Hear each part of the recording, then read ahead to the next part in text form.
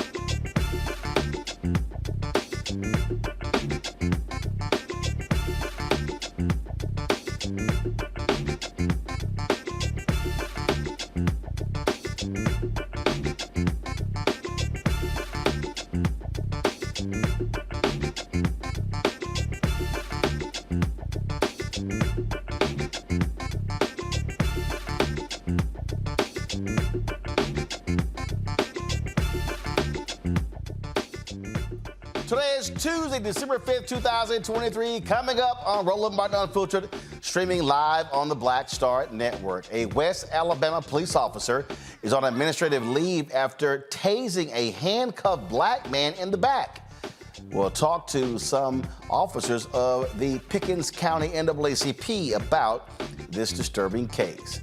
A black California police officer says she was punished for stepping in to de-escalate a situation between a white officer and a suspect. We'll tell you about her lawsuit against the Pasadena Police Department. She's hired attorney Ben Crump. Louisiana judge ordered a new election for the Caddo Parish sheriff's race, which was decided by one vote. Black man, he won. Democrat, white Republican lost. We'll talk to Louisiana political strategist about this issue of so-called 11 illegal votes the judge discovered. The chairman and chief executive officer of the National Legal and Policy Center, Peter Flaherty, has called for a visa to revoke the Black Lives Matter endorsement after the group showed, he says, support for Palestine. He's here to explain why. In our marketplace segment, it's a game that could get your black card revoked. We'll talk to the creators of the Trivia for Us card game. It's time to bring the funk. I'm Roland Martin Unfiltered with Black Star Network. Let's go. He's got it. Whatever the miss, he's on it. Whatever it is, he's got the scoop, the fact, the find. And when it breaks, he's right on time and it's rolling. Best believe he's knowing. Putting it down from sports to news to politics. With entertainment just for kicks, he's rolling. It's on go, roll, y'all. It's Roland Martin, yeah. Rolling with Roland now. He's funky, he's fresh, he's real, the best, you know he's Roland Martin now.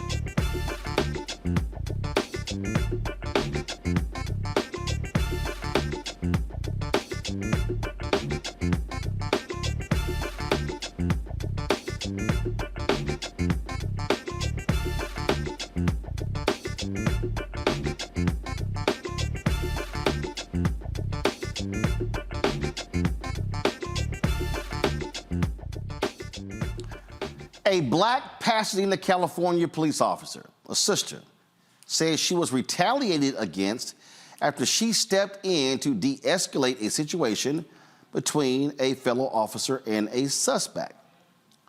Tased Crutchfield's lawsuit claims she was punished after stepping into a situation on February 20th, when additional officers were called to an argument involving the sons of a black man who was shot and killed by L.A. County Sheriff's Department deputies in Pasadena in January. Now, while the responding officers were interacting with the teenagers, Crutchfield said that one was thrown face first into a cactus, causing the situation to escalate and prompting her to step in and attempt to push the other officer away. Now, folks, watch what happens. Hold down. Pull my jacket down. All the way down. You see? Is this the security? Yeah. Y'all don't even know who we were. That's the thing. No, because this one right here was the aggressive one. You're getting aggressive, my officer. Yeah, you know why? No, don't sit here and back the story up now. Don't do that. Don't do that. Don't do that. Don't do that. Don't do that. And I'm definitely letting him know that. Because you shouldn't be on the streets. Straight up. He shouldn't be on the streets. He shouldn't be on the streets.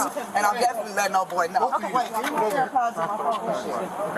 Hey, What am I getting in the car for? Crutchfield. I haven't even done Go shit. over here. You go over there. I haven't even done shit. What am I Go back getting to in the the car station right now. for? Wait a minute. What am I getting in the car for? Crutchfield. Go back to the station. I'm leaving right now. I'm definitely letting old boy know. What's going on? Definitely. Crutchfield was placed on paid administrative leave for 6 months after being sent back to the department and said she was never given any reason for her punishment. Now, I want to go back to the video again.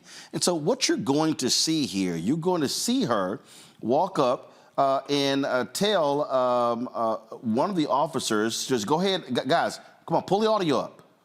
Y'all don't even know who we were. That's the thing. No, because this one right here was the aggressive one. You're getting aggressive, my officer. Yeah, you know why? No, don't sit here and back the story up now. Don't do that. Don't do that. Don't do that. Don't do that. Don't do that. And I'm definitely letting him know that. Because you shouldn't be on the streets. Straight up. He shouldn't be on the streets. He shouldn't be on the streets. And I'm definitely letting old boy know. Hey, what am I getting in the car for? Crutchfield. I haven't even done Go shit. over here. You go over there. I haven't even done shit. What am I Go back getting to in the the car station right now. for? Wait a minute. What am I getting in the car for? Crutchfield. Go back to the station. I'm leaving right now. I'm definitely letting old boy know. What's going on? Definitely. All right, folks, so this here is a story from PasadenaNow.com. Go to my iPad. And so, one, she's also said that she's been denied access to her personnel file. The department says she has been able to access it. Now, here's the deal. As you see, during the incident, Pasadena police detained and handcuffed Carlos Towns, his mother, Barsha Knox, and a minor identified as CT2.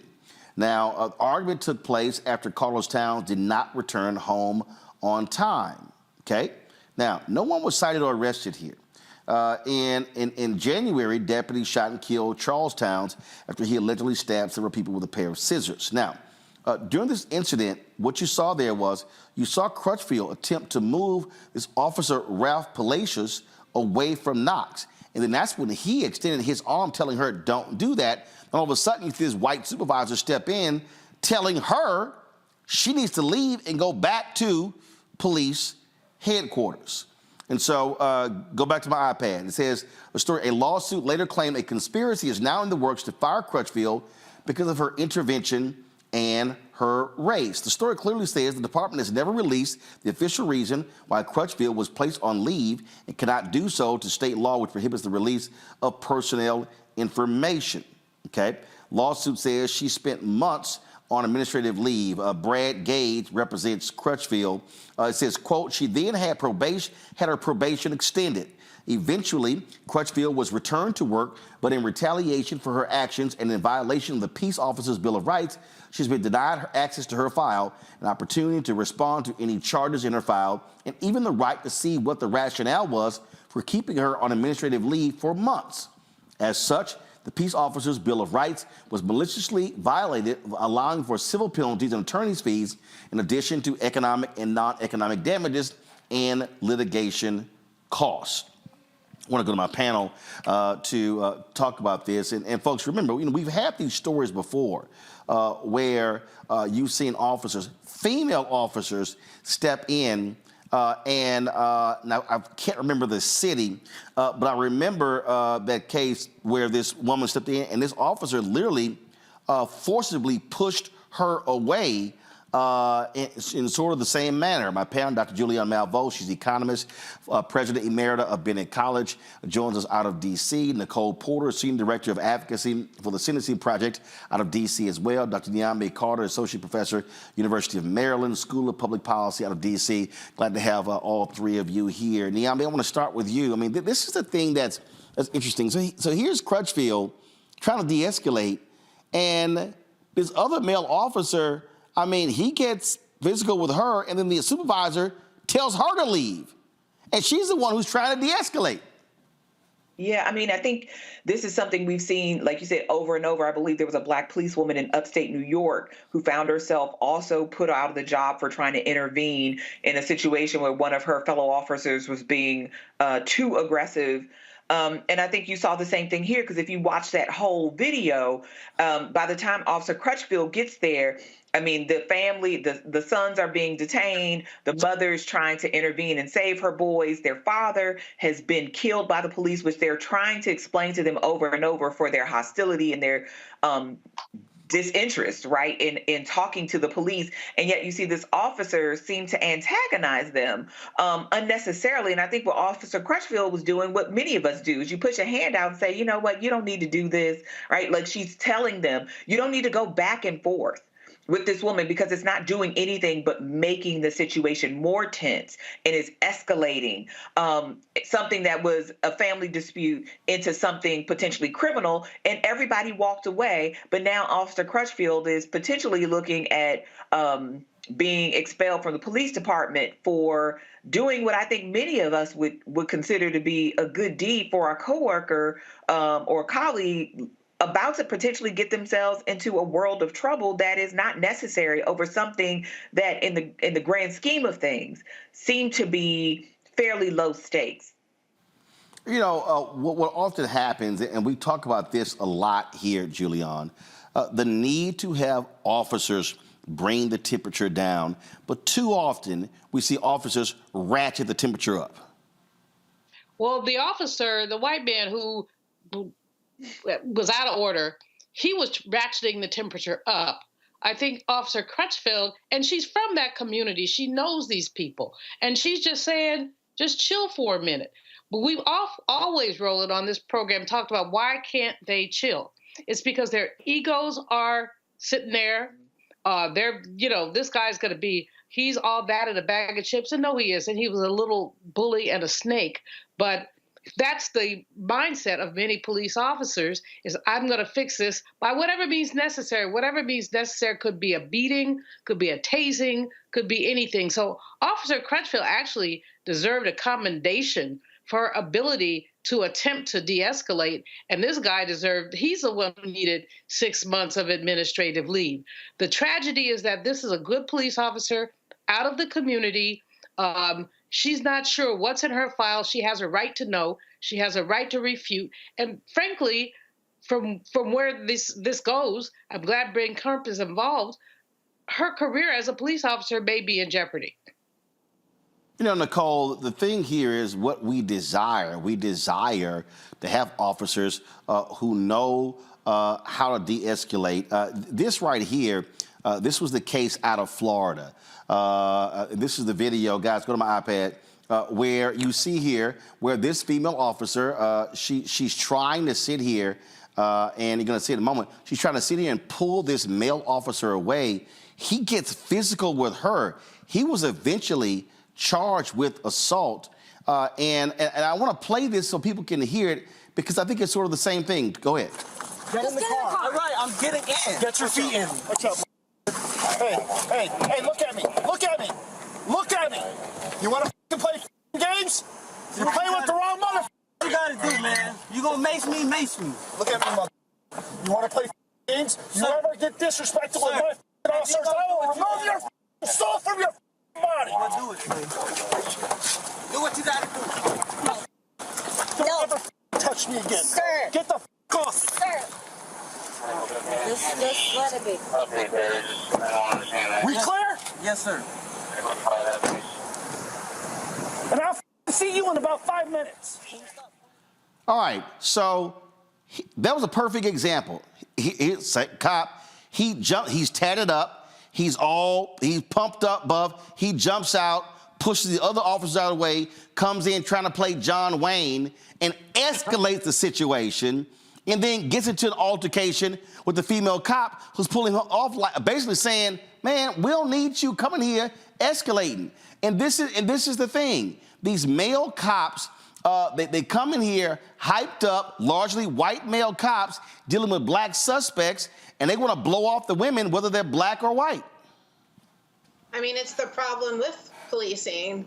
And, you know, one of the main solutions is community policing, have people from the community. That can be helpful.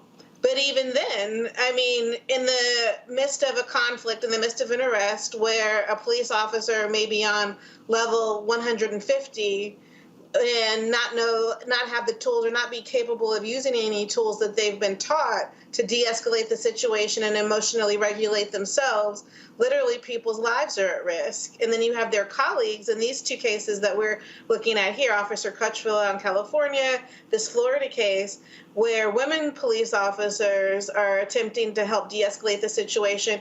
And these are the solutions that are offered when some of these police interactions result in fatal killings, result in people being violently harmed. And yet, even then, when people are attempting to de-escalate, when other law enforcement officers are attempting to de-escalate, the level of violence in the police interaction is still there, still puts people at risk. And now Officer Crutchfield, her career is compromised. So the entire problem, the entire culture of policing in this country is the problem. And there is someone that I want to definitely single out. So go back to the other video, and so watch the supervisor. So I'm explaining to you what he should have done. Go. Get down, all the way down. You see? Is this the supervisor? Yeah. Y'all don't even know who we were. That's the thing. No, because this one right here was the aggressive one. You're getting aggressive, my officer. Yeah, you know why? No, don't sit here and back the story up now. Don't do that. Don't do that.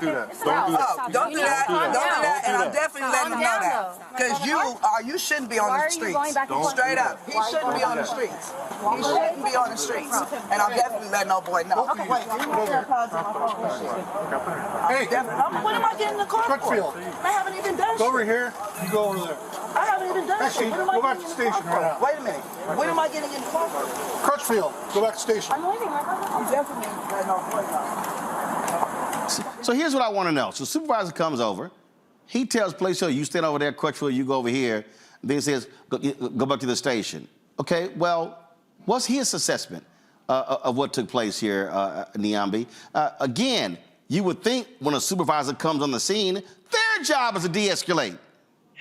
Well, I mean, you would think that, but it seems like in this particular case, the bigger issue wasn't so much that she was de-escalating, but that she had the nerve to sort of reprimand a man, a white man in particular, in front of other people, other officers, and of course this family that they were accosting, for lack of a better word. And I think, you know, here when you talk about a supervisor and what their role is, we assume that people who have these supervisory positions are more responsible, but people fail upward all the time. You know this, Roland. We all know this in our various professions. And I think here you have a supervisor who was pretty ineffectual, because if this was a good supervisor, he would have stepped in and said, do not continue to go back and forth with this woman. Let the other officers move her out of the place or out of the way so that we can have a conversation and sort this out. Your sort of antagonism is not needed. That should have been his position. It shouldn't have took a fellow officer to walk into something that was clearly getting heated unnecessarily,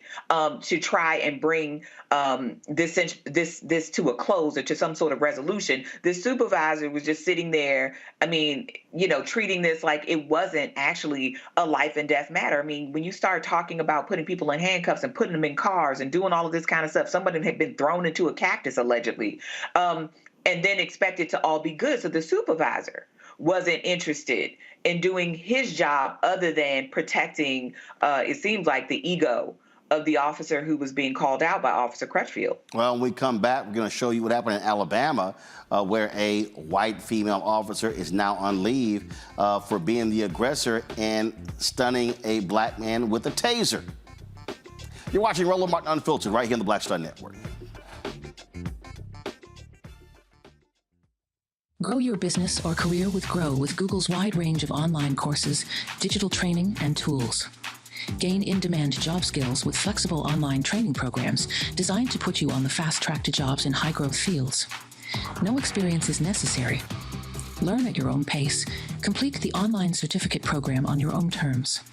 Stand out to employers, get on a path to in-demand jobs, and connect with top employers who are currently hiring. Take one professional career certificate program or all 6.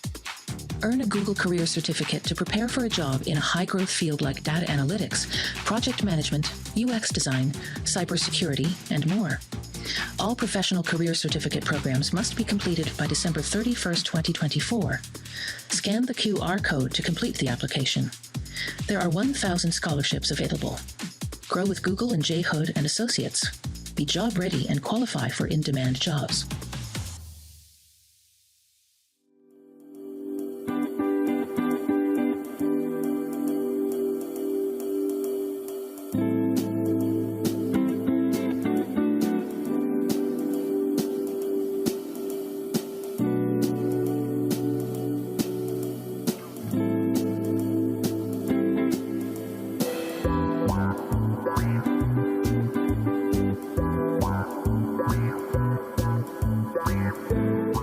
What's up, everybody? It's your girl, Latasha from the A. And you're watching Roland Martin Unfiltered.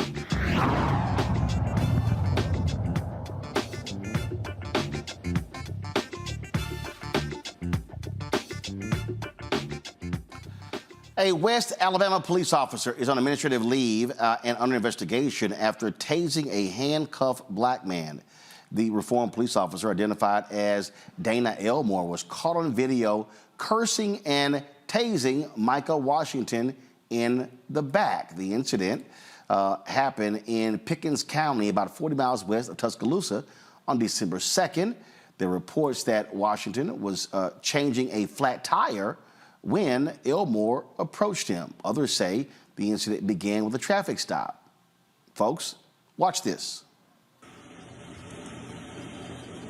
Stand up.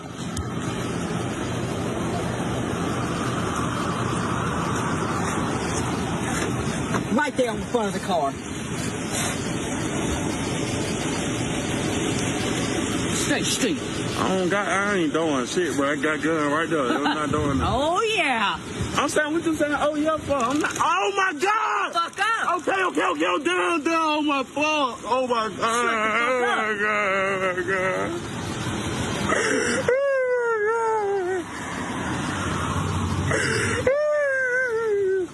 You want it again? No, man. Shut the fuck up. You was big and bad. Shut your bitch ass up.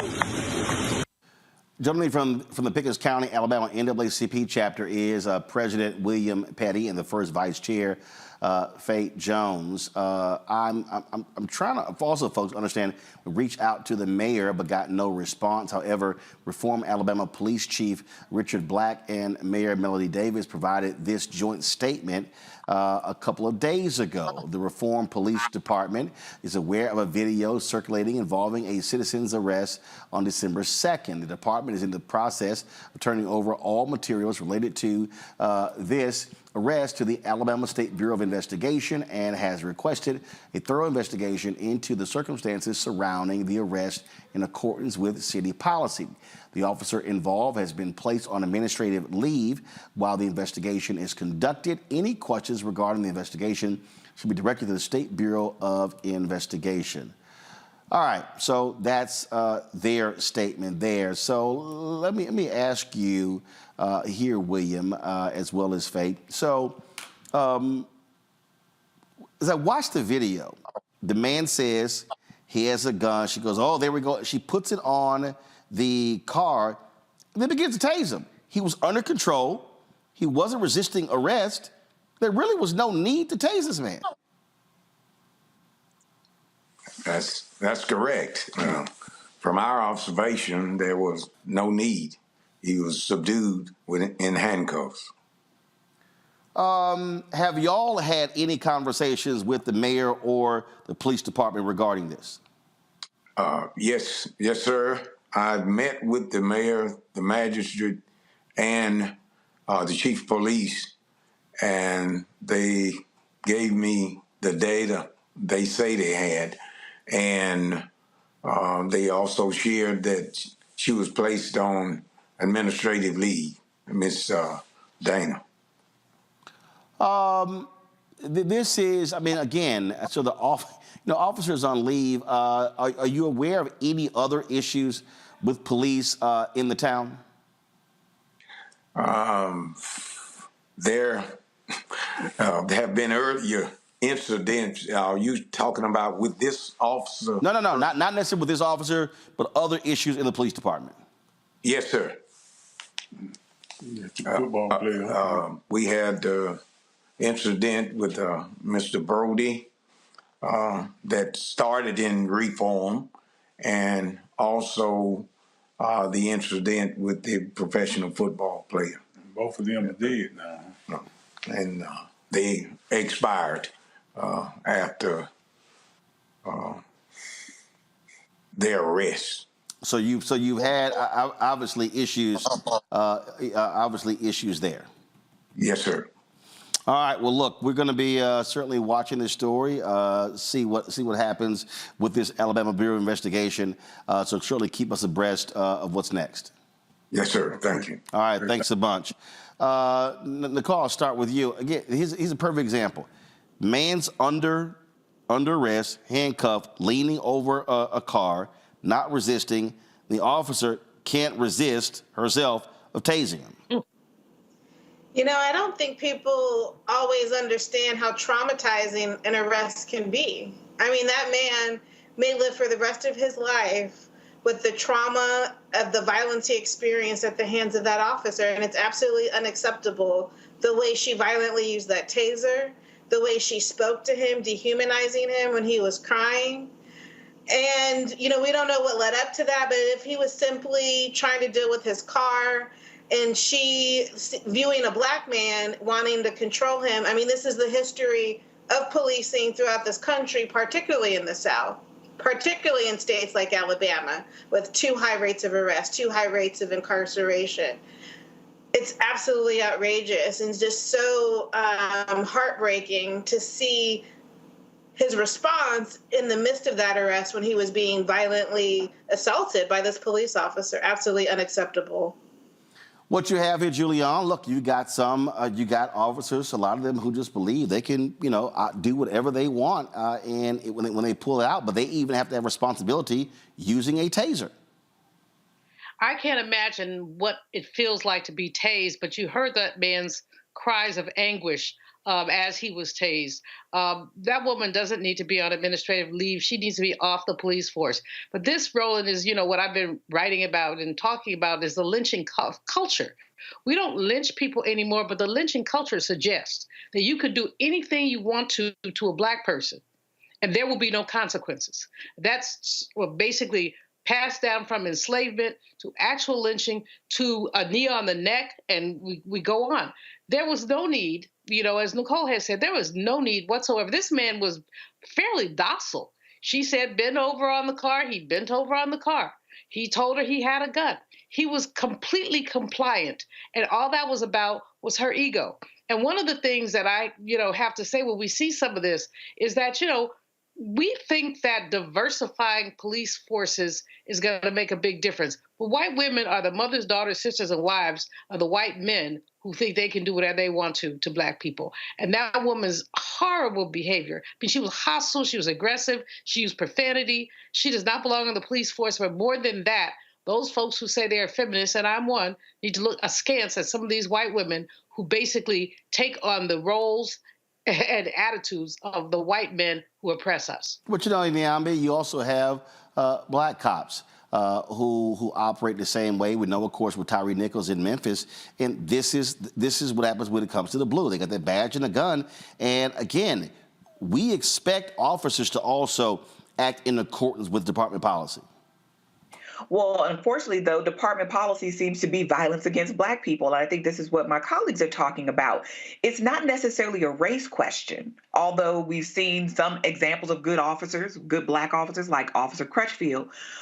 But when people feel that they can do things with impunity, the disrespect and disregard of Black humanity, it becomes a lot easier to beat people, to abuse people, to verbally abuse people, to tase people.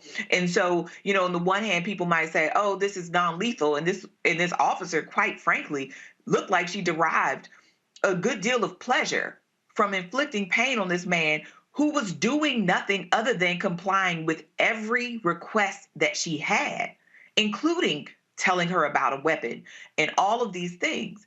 I mean, there is nothing that we can do. There's no policy that would fix that. But what we can do is make sure we do not just a better job of screening officers and potential officers, but also rooting those people out where they exist.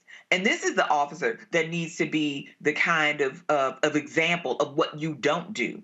This is the kind of officer that deserves to be put on administrative leave. This is the kind of officer that needs to be relieved of their duties, because God knows what would have happened if there was even the slightest hint of resistance from this man or any other citizen she comes into contact with. And I think that's the larger sort of issue here, is that we are not treated like citizens. We are not given the benefit of the doubt. There is no sense that you need to respect Black people or Black life. And I think that's the part that makes these kinds of really innocuous kinds of interactions scary. Because whether we're talking about California or we're talking about Alabama, you have people here who are more than willing to violate us, our humanity, and our rights, all in the name of this badge. And there doesn't seem to be a lot that is going to be done to remove these officers from employment, because we see time and again that when officers are even disciplined, they often go to other jurisdictions. So it's not a deterrent. And that is something that is really wrong with the culture. All right, then. Hold tight 1 second. We come back. We'll talk about a conservative group wants Visa to end the association with Black Lives Matter. Why? Because they say they support Palestinians. We'll talk with the leader of that group next on Roland Martin Unfiltered on the Black Star Network. Be sure to support us in what we do. Send your check and money order to P.O. Box 57196, Washington, D.C. 20037-0196. Cash out, $RM Unfiltered. PayPal, R Martin Unfiltered. Venmo's RM Unfiltered. Zelle, Roland at RolandSMartin.com. Roland at RolandMartinUnfiltered.com. We'll be right back. Hatred on the streets, a horrific scene, a white nationalist rally that descended into deadly violence. White people are losing their damn minds.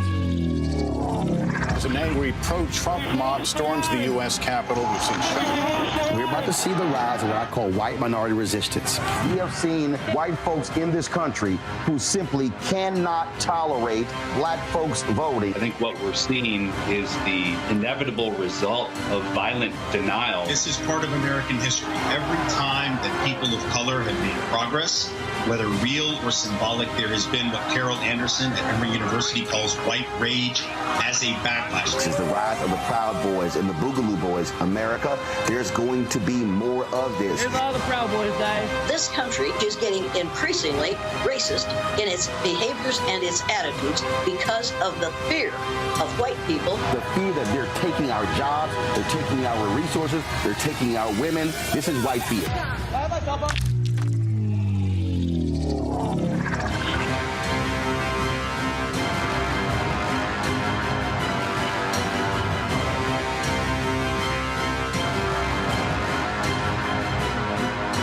What's up? It's Sammy Roman. Hey, it's John Murray, the executive producer of the new Sherry Shepherd Talk Show. It's me, Sherry Shepherd, and you know what you're watching, Roland Martin Unfiltered.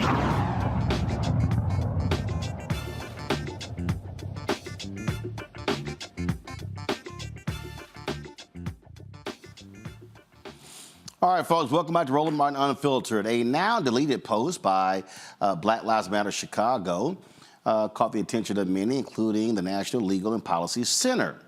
Peter Flaherty is the chair. He sent a letter to Visa demanding it revoke its BLM endorsement. Now, this is the post of a hang glider with a Palestinian flag, caption, "I stand with Palestine."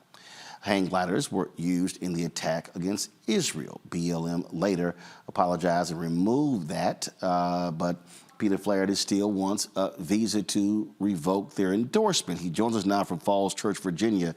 Peter, glad to have you here. So I'm curious, this is not just related to the BLM Chicago Post. You have criticized other corporations for their support of Black Lives Matter. Why? Well, that's correct. And of course, the paraglider post was taken down, but that was after 30 million people saw it.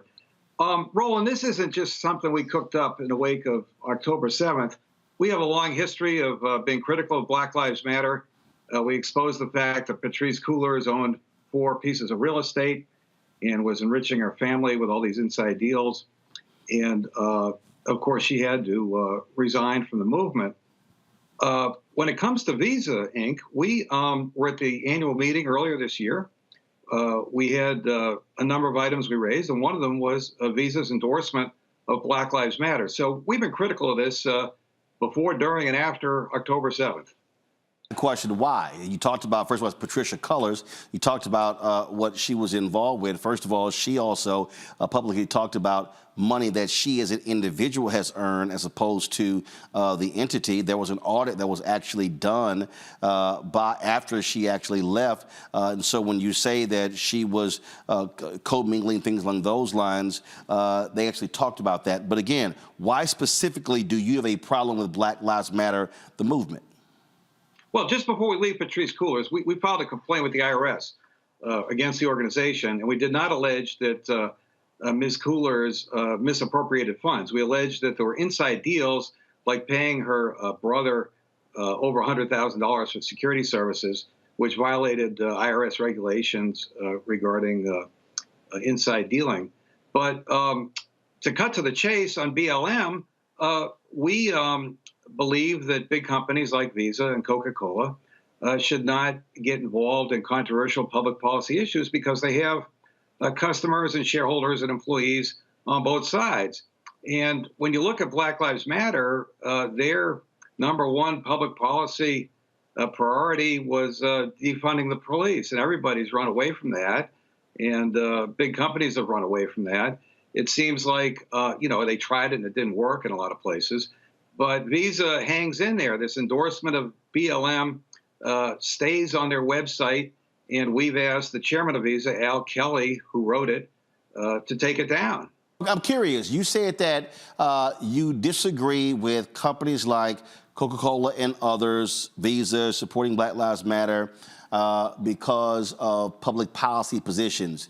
Can you show me where you, as an organization, opposed corporations involving ALEC? ALEC? Yes.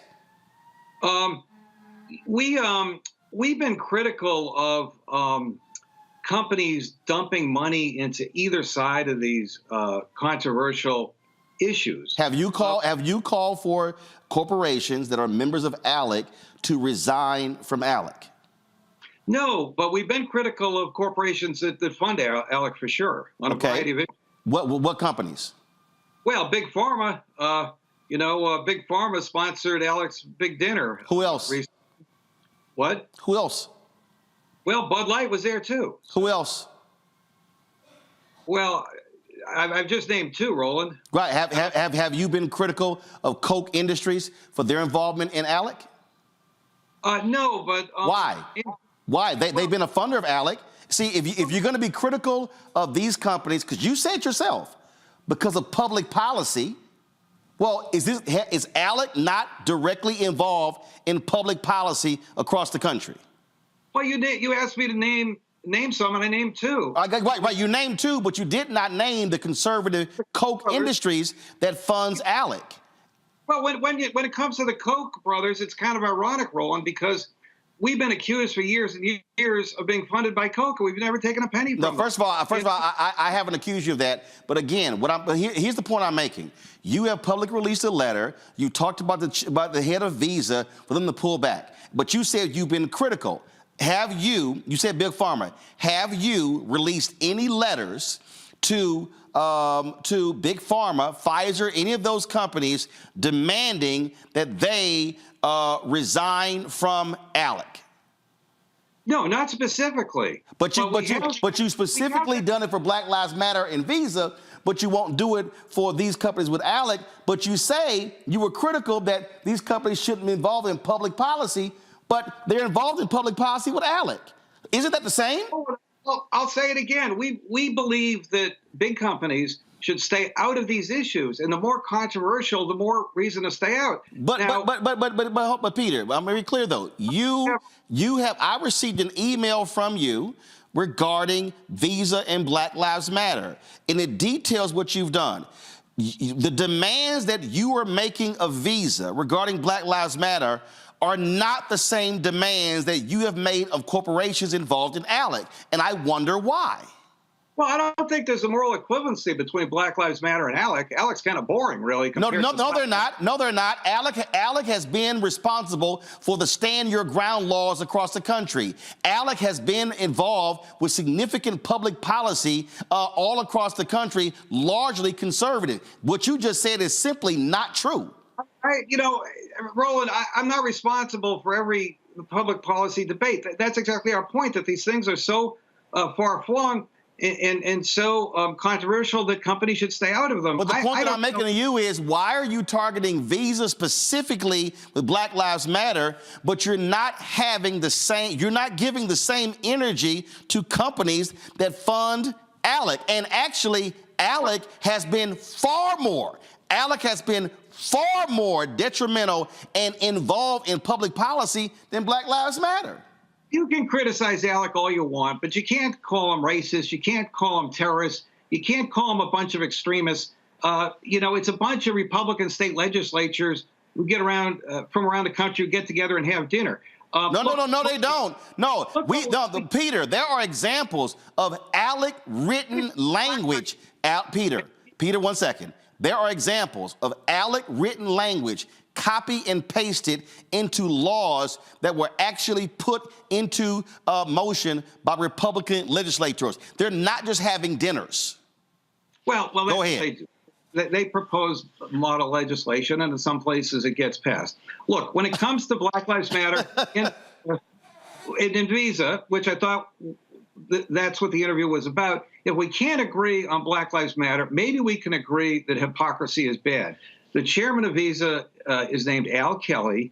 He holds himself out as a big Catholic. He chaired the committee that welcomed the Pope to New York City. He's on the board of several Catholic charities. But in this statement that he put out endorsing Black Lives Matter, he also referred to Latin people as Latinx. Of course, that's a woke term that Hispanics themselves don't use. And the reason you get the X at the end, it's a way to degenderize the Spanish language. That'd be correct. First of all, let me correct you. Let me correct you. That phrase, that term was created because typically we refer to as Latino, and then of course women are referred to as Latina, and so that phrase was used to represent men and women. Now, you are correct. One second, Peter. You are correct. Peter, hold on. You are correct, because I've had Latino pollsters on talking about in terms of who doesn't use that, and a significant number of Latino/Hispanics do not use it, but that's actually where it came from. So, but go right ahead. Okay, and actually the term Hispanic was invented by Richard Nixon. I'm not talking about Hispanic. I'm talking about Latinx. Hispanics, they thought of themselves as Ecuadorians and Mexicans and whatever. First of all, I'm a native of Texas, so I'm quite familiar with how, and that's why I say Latino/Hispanic, because depending on where you are in the country, there are different usages. There are people who are Venezuelan and Cuban in South Florida who don't say the same, who don't identify with Hispanic as those who come from Mexico in Texas. You got Chicanos who are in Chicago. You got folks who are Dominican and Puerto Rican who are in New York, and they may differ than the language used for folks in California. And so that's one of the reasons why I said Latino/Hispanic. But I want to go back to it because you talked about the CEO being Catholic. What does that have to do with anything? We've got conservative Catholics on the Supreme Court. And?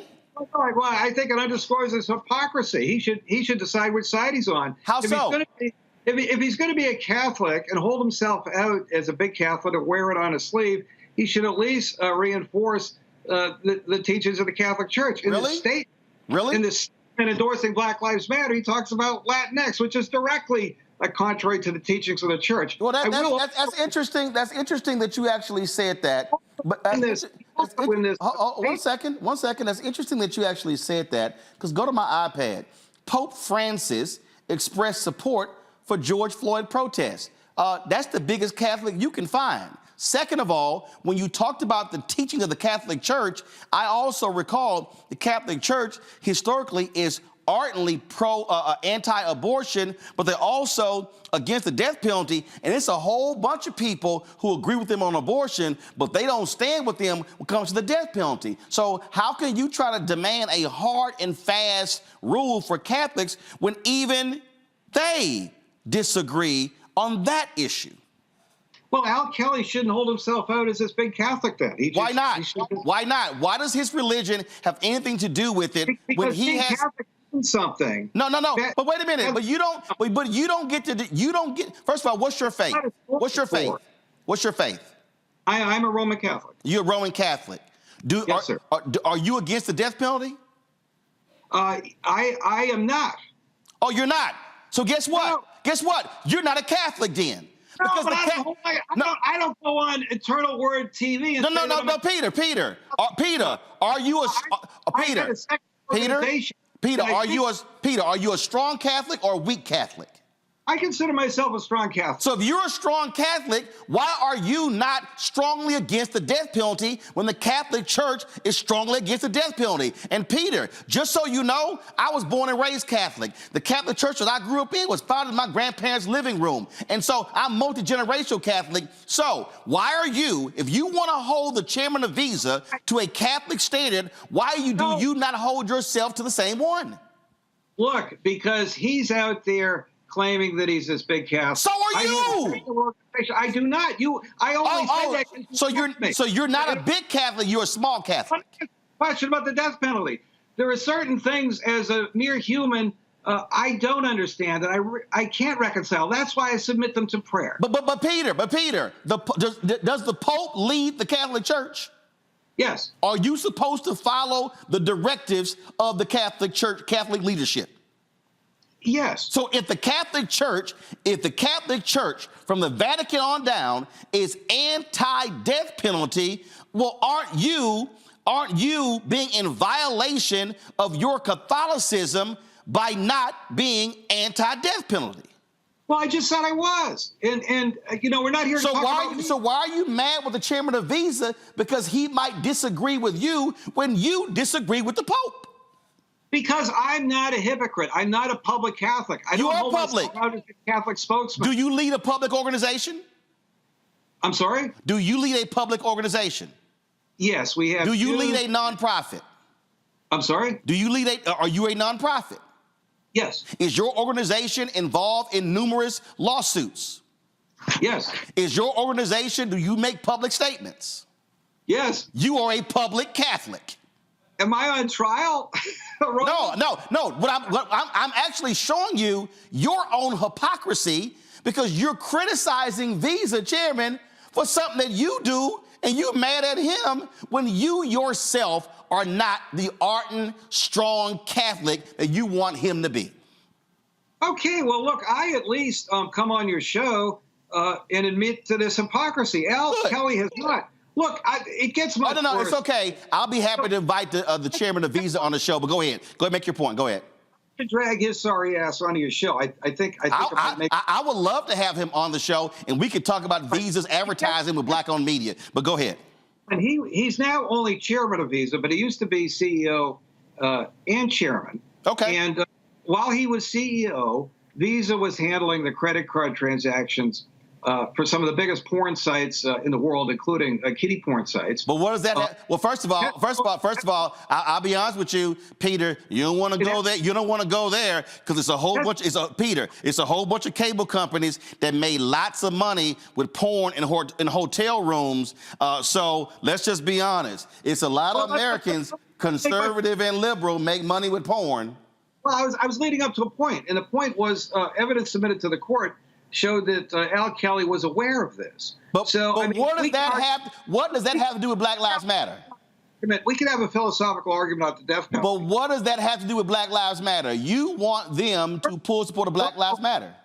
Face of them, like knowingly profiting from porn, that I think a public Catholic like Al Kelly has an added burden to face the accusations that I'm making now of hypocrisy. Why didn't you get him on the show? I'm utterly confused how you are talking about the chairman of Visa and Catholicism and porn, and your problem is Black Lives Matter, and you still have not actually answered my question. What is your... No, Peter, I'm gonna let you in. What is your... Peter, what is your fundamental problem with Black Lives Matter in 2023? You got to be careful because there's more than one Black Lives Matter. Oh, no. First of all, I'm fully aware because I've had all of them on the show. I understand the difference between Black Lives Matter Grassroots, Black Lives Matter Network. I understand that because I've actually interviewed all of them. Yes, of course. And the Black Lives Matter Grassroots people have taken great interest in what we have done in exposing the corruption within the Black Lives Matter Global Network Foundation. But let's look at Black Lives Matter, what happened in the wake of October 7th. You had the Chicago paragliding post that you've already put up there. The national BLM grassroots organization put out a statement of solidarity with Palestine. Are you saying they can't do that? No, but I can be critical of it. Okay, no, I'm just saying that them putting that statement out, is that illegal? No, it's certainly ill-advised. And let me ask you a question. Let me ask Peter. Peter, I'm asking Peter, simple question. Peter, simple question. If Black Lives Matter Grassroots had put out a statement in support of Israel, would you have a problem with that? No. So the real issue is not that they put a statement out. The problem is you don't like them standing with Palestinians, but you would have no problem with them if they were supporting Israel. Okay, go ahead with your statement. Go ahead. Correct. And Black Lives Matter Global Network Foundation did not put out anything on what happened on October. Because they're two separate groups. They're two separate groups. Yeah, I know. I'm trying to lay that out, to be fair, okay? No. My audience already knows because I've already laid it out. I've laid it out for the last 2 years, but go ahead. You know these people. Most people in the conservative movement don't know these people. Well, first of all, most conservative people don't know a lot of black people, so it's no surprise they don't know anything about Black Lives Matter. Roland, you're looking at me like I'm some kind of white guy. No, I'm not. Right? No, I'm not. No, what I'm saying, Peter, is here's what I'm saying. You're targeting Peter. You're targeting Visa, but I still need to know. Okay, they released a statement. Peter. So much to defend myself. Peter. It's all good. They released a statement supporting Palestinians. What else? That's enough, isn't it? No, wait a minute. That's it. Hold up, that's it. But what happened on October 7th? Hold up, that's it?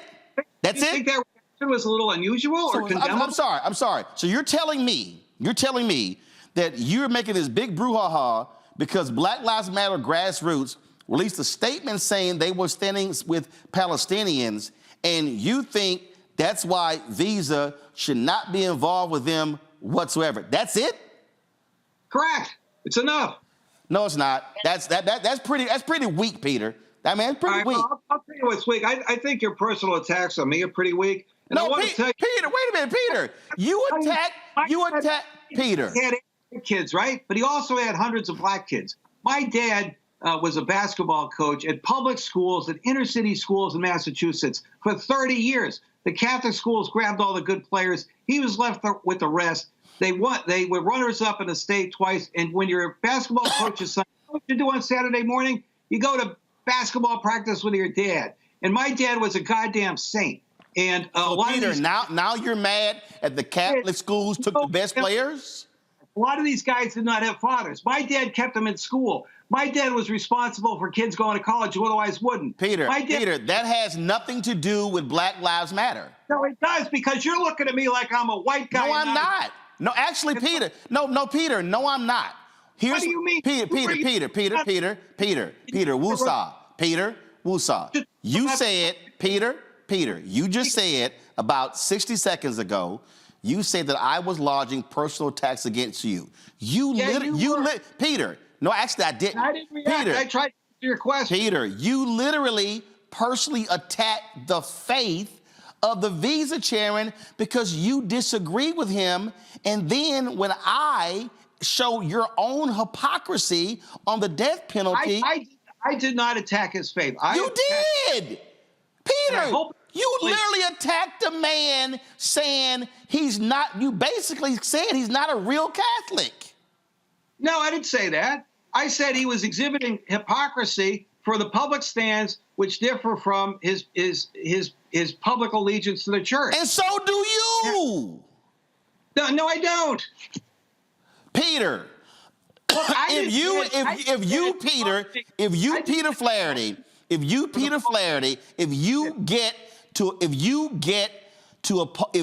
get to oppose the Catholic Church over the issue of the death penalty, why can't he have a different opinion just like you? Why can't we talk about Black Lives Matter? You the one brought up the man being a Catholic, not me. You brought him up. I didn't even know he was a Catholic. I brought up the fact that he's a hypocrite in the context of his support for Black Lives Matter, period. Well, here's what I'll say here, Peter. Here's what I'll say here, Peter. Should I come on the show again, Roland? I've tried to answer your questions. I've tried to be reasonable. You kept interrupting me. No, Peter. Peter, what I did was but I'm not sure I should come back. No, Peter. What do you think? Peter, I don't have a problem with you coming back. Here's the whole deal. Here's what I would suggest. I'm just going to give you some professional television advice. Don't bring up the man's Catholicism that had nothing to do with Black Lives Matter, because what you then did was you then diverted the conversation to something else as opposed to the subject at hand. I didn't bring it up. You did. Now, I'm going to tell you right now, Peter. He's on the Pope's Commission on Inclusive Capitalism. And guess what? He's on the Pope of New York City. He's on the board of Boston College. He sits on the board of other Catholic nonprofits. I do none of those things. I admire him for that, but he should not, when he puts out a statement right after George Floyd gets beaten to death and goes with the herd, are you saying that Visa was wrong for putting a statement out after the death of George Floyd? I'm sorry? Are you saying that Visa was wrong for putting a statement out after the death of George Floyd? You bet. That's the whole point of me being here. Oh, Peter, was the Pope wrong for putting a statement out after the death of George Floyd? The Pope did the right thing and condemned yes or no? the death of... Yes or no? The Pope didn't endorse Black Lives Matter. And the Pope didn't tell big business to send their money to Patrice Coolers, who promptly bought 2 mansions with it. Well, what the Pope did do was support the protests against racial injustice in his own book, and the racial injustice protests were led by Black Lives Matter. That's Pope Francis. Well, not everybody who protested what happened endorsed Black Lives Matter. No. Let me show, Pete, I'm just going to show you right here. Go to pull it up. Pope book backs George Floyd protests, blast virus skeptics. That's the Pope. So I'm confused. So you mad at the Visa dude, but you're not mad at the Pope? Look, the Pope did not endorse Black Lives Matter. The people who protested Floyd's death is a much broader people than those that support Black Lives Matter. And the people that actually support Black Lives Matter now are a tiny group. The group's been discredited. The public opinion polls that ask about the group's favorability have been going down for the last 2 years. And we like to think we were part of that by exposing the corruption. And it's got to be lower than ever now after the paraglider poster and whatever else. Well, I'll tell you. Matter of fact, I just want to show you this right here. Now see, here's what's interesting. You said the Pope did not support Black Lives Matter. Interesting. This is from a story right here. Pope Francis called George Floyd by name twice and offered support to an American bishop who knelt in prayer during a Black Lives Matter protest. Cardinals, black and white, have spoken out about Floyd's death, and the Vatican's communications juggernaut has shifted into overdrive to draw attention to the cause that he now represents. Sounded to me like the Pope was standing in solidarity with Black Lives Matter. Well, are you implying that the Pope supported the paragliding posting? No, Peter. What I'm saying, Peter. What are you saying? Peter, what I'm saying is, sounds like Pope Francis was standing in solidarity in the wake of the George Floyd death with Black Lives Matter protesters, which are being all across the country, that you have a problem with. And so it sounds like the chairman of Visa, when he released that statement, he was in line with the Pope. So it sounded to me like he was a pretty doggone good Catholic. Well, I think that the Pope has always stood against injustice. He stood about... Praise the Lord. He's condemned what happened on October 7th, and I think you're making a mistake, Roland, associating everything that Black Lives Matter does with having the support of the Pope. Well, but I think you are making a mistake by trying to discredit all of Black Lives Matter movement, because there are people across this country who are good people, who are church-going people, who are Christians, who are Catholics, who are Baptists, who are Methodists, who are out there fighting racial injustice. My first two stories were about police officers and the wrongdoing. And here's what I'm going to say, Peter. You might be upset. In that BLM chapter in Chicago, I thought that post was stupid. I said so as well. But that chapter also is not a part of the actual movement. And there's some people who do some stupid stuff, including some conservative organizations. And all I'm going to say, Peter, is very simple. And that is, if you're targeting Visa, but I hope you have the same energy for corporations who are in ALEC, who are passing laws. So I would love to see you target their chairman. Well, I don't know about targeting them, but we've certainly been critical. I think but you're targeting Visa. What? You're targeting Visa? Look, we're a small outfit. We don't get involved in everything. Well, guess what? I looked at your website, and y'all been involved in a lot of stuff, Peter. A lot of stuff y'all been involved in, dealing with Hillary Clinton and Hunter Biden, and so it's not like y'all not involved in a lot of stuff. I'm just saying.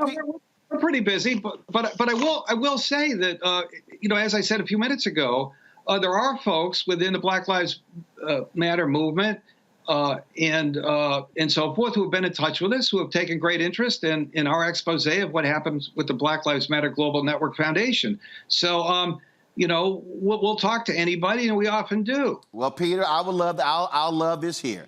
I would love it. And guess what? If you, Peter Flaherty, decides to be highly critical and target the companies that are standing behind ALEC, you're more than welcome to come back on, because we've been critical of ALEC as well. Well, I don't know. Roland, have I been a good sport or not? No, you've been great. You've been great. I've never had an interview like this, to tell you the truth. Well, here's why, Peter. Peter, here's why. Because what I do, I actually do my research, and I'm willing to ask the questions. And maybe some of the other places you've gone, they used to do softballs. I played baseball growing up. I didn't play softball. I played hardball. Okay. All right. Well, enjoy the rest of your evening. All right, Peter, take care. Appreciate you coming on. Okay. All right, folks, got to go pay some bills. I'll be right back. Roland Martin Unfiltered on the Black Star Network. When you talk about blackness and what happens in black culture, we're about covering these things that matter to us, speaking to our issues and concerns. This is a genuine people-powered movement. There's a lot of stuff that we're not getting. You get it, and you spread the word. We wish to plead our own cause. Too long have others spoken for us. We cannot tell our own story if we can't pay for it. This is about covering us. Invest in black-owned media. Your dollars matter. We don't have to keep asking them to cover our stuff. So please support us in what we do, folks. We want to hit 2,000 people, $50 this month, raise $100,000. We're behind 100,000, so we want to hit that. Y'all money makes this possible. Check some money orders. Go to P.O. Box 57196, Washington, D.C. 20037-0196. The Cash App is $RM Unfiltered. PayPal is R Martin Unfiltered. Venmo is RM Unfiltered. Zelle is Roland at RolandSMartin.com.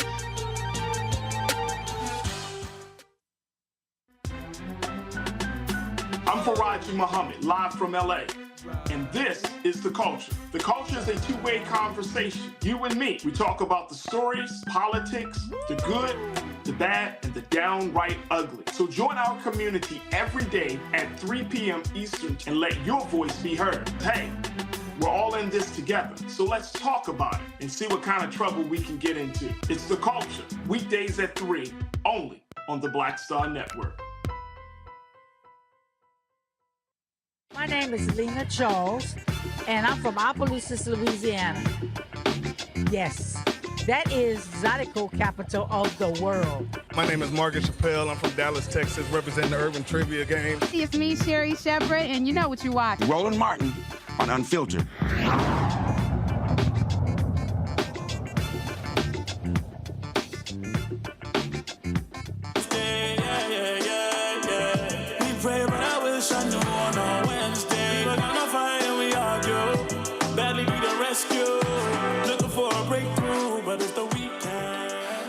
That song is called Sunday by my frat brother Lucid. It's #1 UCID. Check him out on Apple Music. All right, I got to go to my panel. I know I got the Louisiana story. I'm coming to that, but I got to go to the panel to Niambi, Nicole, and Julian. And why do people try me, Julian? Because they set themselves up for a butt kicking. That's all. That man was so. Oh, God, don't even get me started. I'm sitting here cracking up. I mean, sometime the producer should show our faces while we're listening to these fools. Because, well, or not. But he's speciously going after Black Lives Matter. Then he's going after the Chera visa. And he's got all kinds of slurs about Catholicism. I, too, grew up Catholic. I'm a spiritual sampler. You probably find me anywhere. Well, now you will find me in the African Methodist Episcopal Church. But, you know, to attack someone's Catholicism, he just was all over the place. I went on their website, and they are all over the place. They're very conservative. We wouldn't necessarily call them racist, but they are very conservative. And they going after Black Lives Matter. Why not go after the Boogaloo Boys? You know, why not go there? There's a whole. If you really are talking about justice, there's a whole lot. Why not go after the Orange Man? This guy, he's unhinged, and he clearly was. What I have to give him props to this. He kept a smile on his face. Right. I mean, Nicole, I was smiling too. But here's the deal, and listen. I have been in media since I was 14 years old. Okay, I'm good at this shit. Okay, here's the first rule. The first rule. This is no different than when you're on a stand in the courtroom, okay? You don't introduce another argument that then allows somebody like me to latch on to that argument and then twist that knife into you because he was the one who brought up the man being Catholic. Then he called him a hypocrite. So I knew, I don't know Peter, I ain't never met Peter, but I knew Peter likely didn't support, wasn't against the death penalty. And so the moment he called that man a hypocrite, I knew I had his ass. And then, boom, it was on like Donkey Kong. And to everybody watching, never make that mistake with a professional debater, because we gonna sit here and go from here to over here and gonna wear your ass out on that point. Right, you had him in a trap and he got caught. And yeah, I mean, he wasn't ready for this. He wasn't ready for you. And it just shows how he is all over the place. But it's easy to attack Black Lives Matter. And folks like him, I don't know, I think it is kind of racist to intentionally choose Black Lives Matter as a point to make a name for yourself and to get in the news and to be invited on shows. Easy targets, problematic. And white folks, white men have been doing that since the beginning of this country. See, again, Niambi, this, oh my God. I need everybody to understand, okay? I need everybody to understand, ain't my first rodeo. I actually listen to what people say. And the moment that man, Peter, nice guy, Peter, you can come back. I mean, you can come back, Peter. But I'm just trying to help you out, Peter, as a professional. When the man criticized Visa and companies for taking public policy positions, boom, I hit him with Alec. And we've been critical. You've spoken, but have you targeted? Boom, right there. I knew I had him. And again, you don't bring up stuff that you don't do for everybody else. Well, I mean, I think the point of it, right at the end of it all, is that underneath whatever this critique is, it's not about being ideologically consistent. It's not about being intellectually genuine.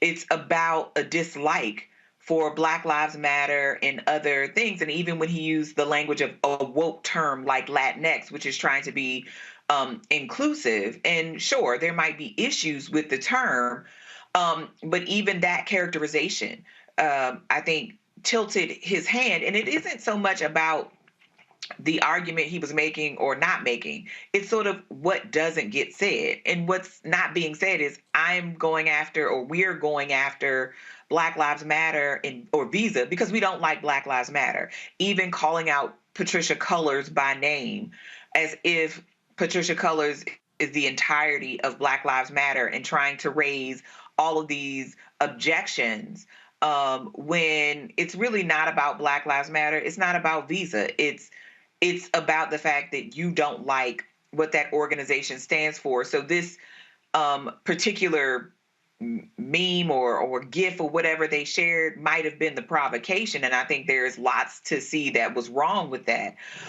However, this was a long-standing, long-simmering dislike of Black Lives Matter and their corporate partners. And to your point, it's not about keeping corporations out of politics, because if that was the case, you would do this across the board. So it wouldn't. You'd be against Citizens United. Exactly. This would not just be Visa. This would be Coca-Cola. This would be lots of organizations that you would be arguing need to divest from politics. And if Peter believes in that, he would be against corporations giving donations to conservative and Democrat politicians. Absolutely. And in fact, there's a prominent billionaire who spends millions on Republican politics who's a donor to Peter's organization.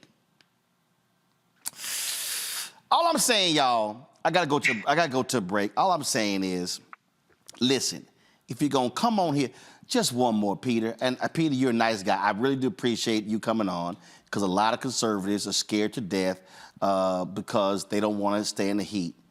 But man, don't bring up your dad ain't no black ball players. Don't do that.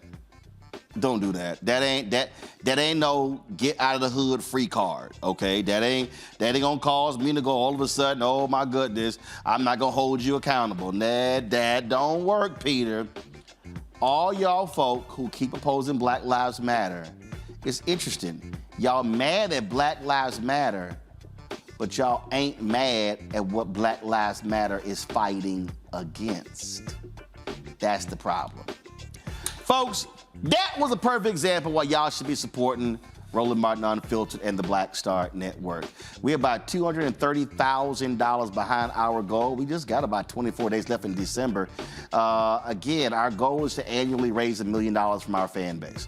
Y'all have been fantastic since we launched this show 5 years ago. But we need your support.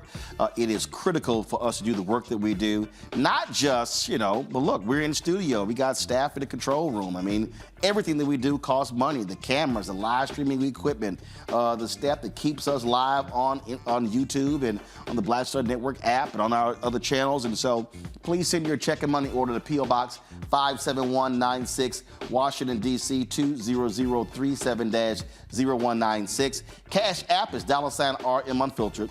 PayPal R Martin Unfiltered. Venmo is RM Unfiltered. Zelle, Roland at RolandSMartin.com. Roland at RolandMartinUnfiltered.com. And of course, download the Black Star Network app.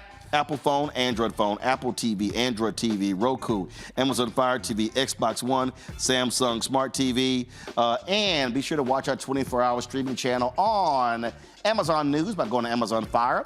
You can also tell Alexa play news from the Black Star Network. Watch us on Plex TV. Check us out on Amazon Freevee, and if you go to the live TV grid of Amazon Prime Video, you'll see us right there along with the other news channels. We'll be right back. Next on The Black Table with me, Greg Carr. There's a lot of talk about the inevitability of another civil war in this country.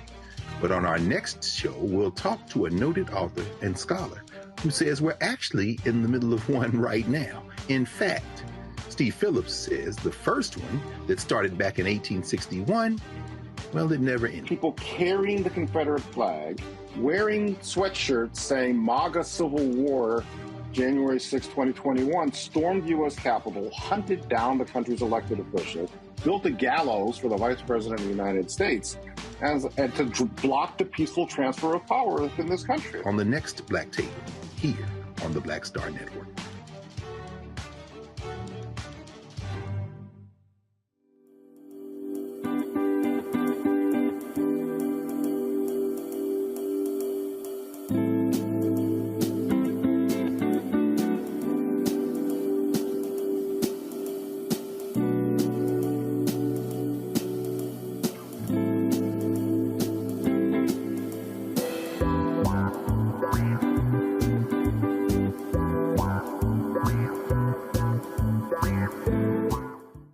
I'm Kim Coles. Hey, I'm Donnie Simpson. Yo, it's your man Dion Cole from Blackish, and you watch Roland Martin, Unfiltered.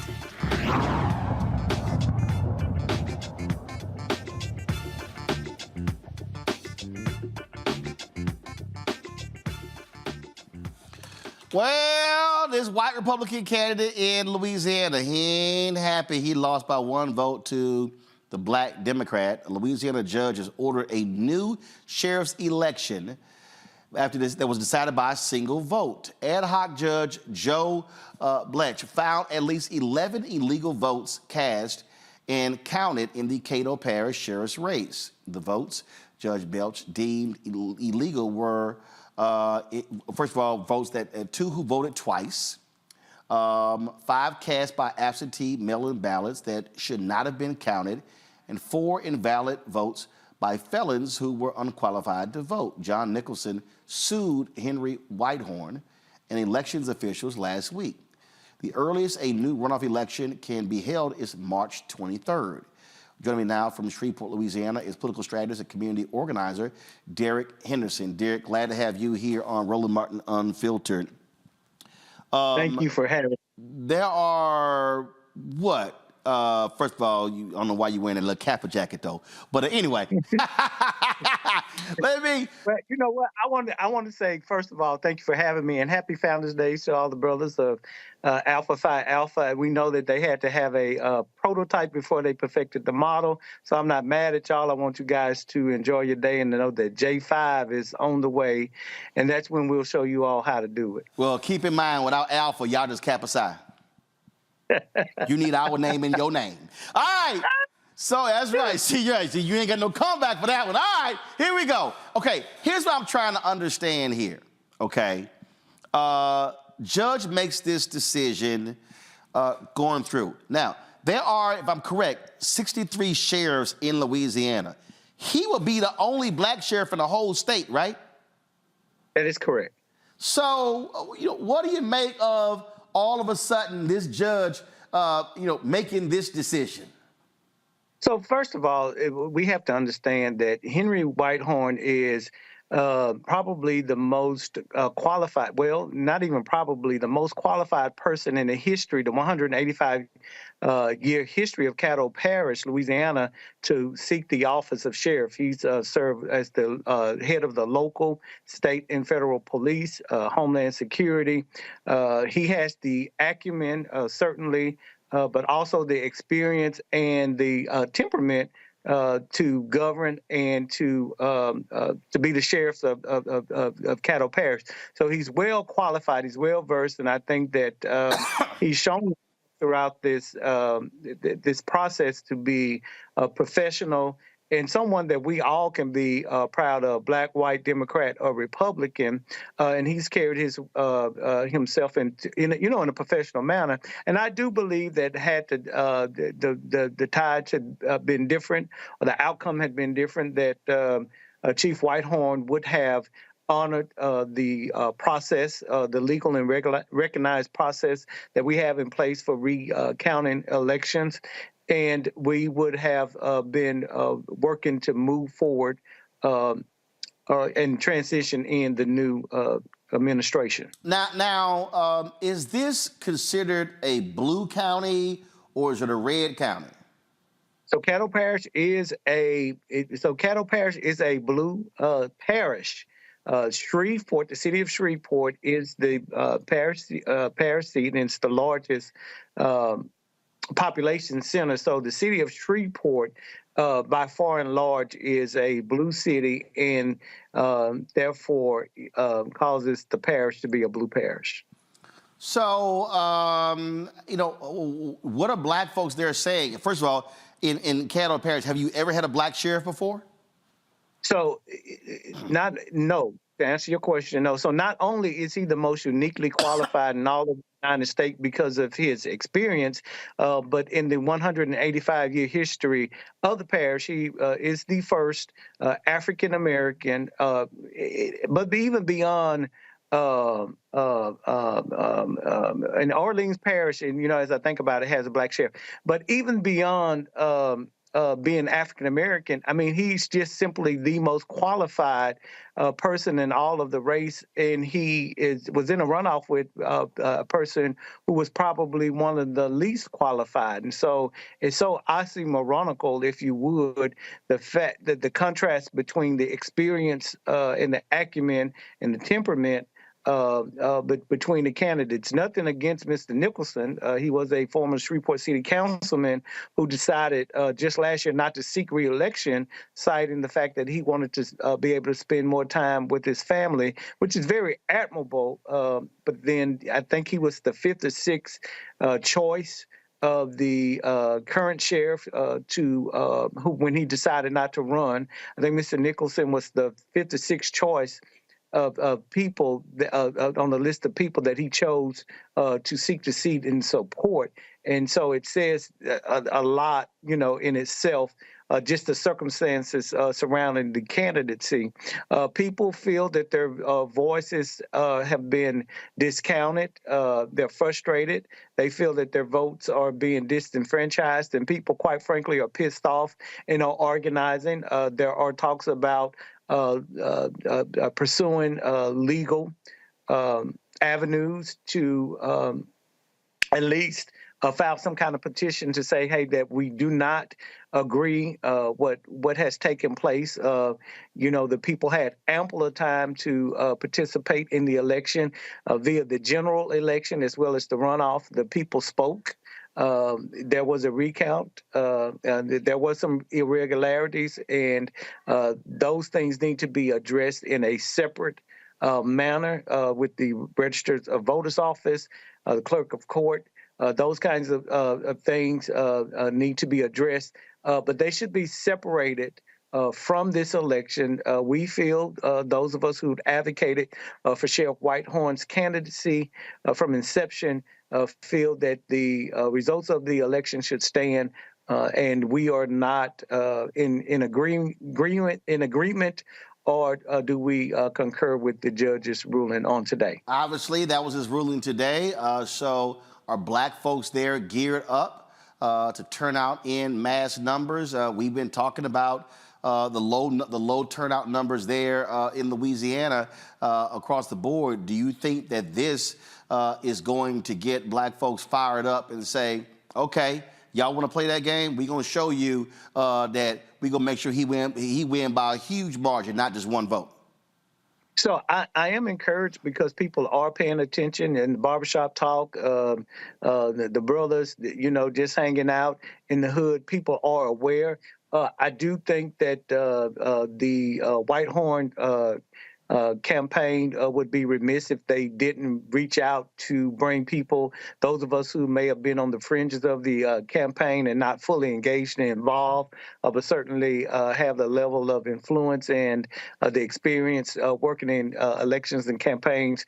I just think that all hands need to be on deck, irrespective of personality conflicts where we have maybe landed in previous elections in terms of sides that we were on. But I think it's time for us to coalesce around the candidate and the candidacy to galvanize the people. We have the people that know how to do it, and I think it would be incumbent upon Sheriff-elect Whitehorn to utilize his leadership skills and to corral and pull everybody together so that we can move forward and win by a landslide in March. Well, I tell you, we would love for him to come on the show. We reached out several different times. We're unable to get him on. So whatever assisted that we can do, just let us know. And I certainly hope, again, black folks down there turn out in big numbers to make sure that he gets elected. Yeah, and you know what? I know the Divine Nine, we're pissed off. And you know what happens when the Divine Nine gets pissed off? I would tell you that turnout across the board has been dismal, right? Black, white, Democrat, Republican.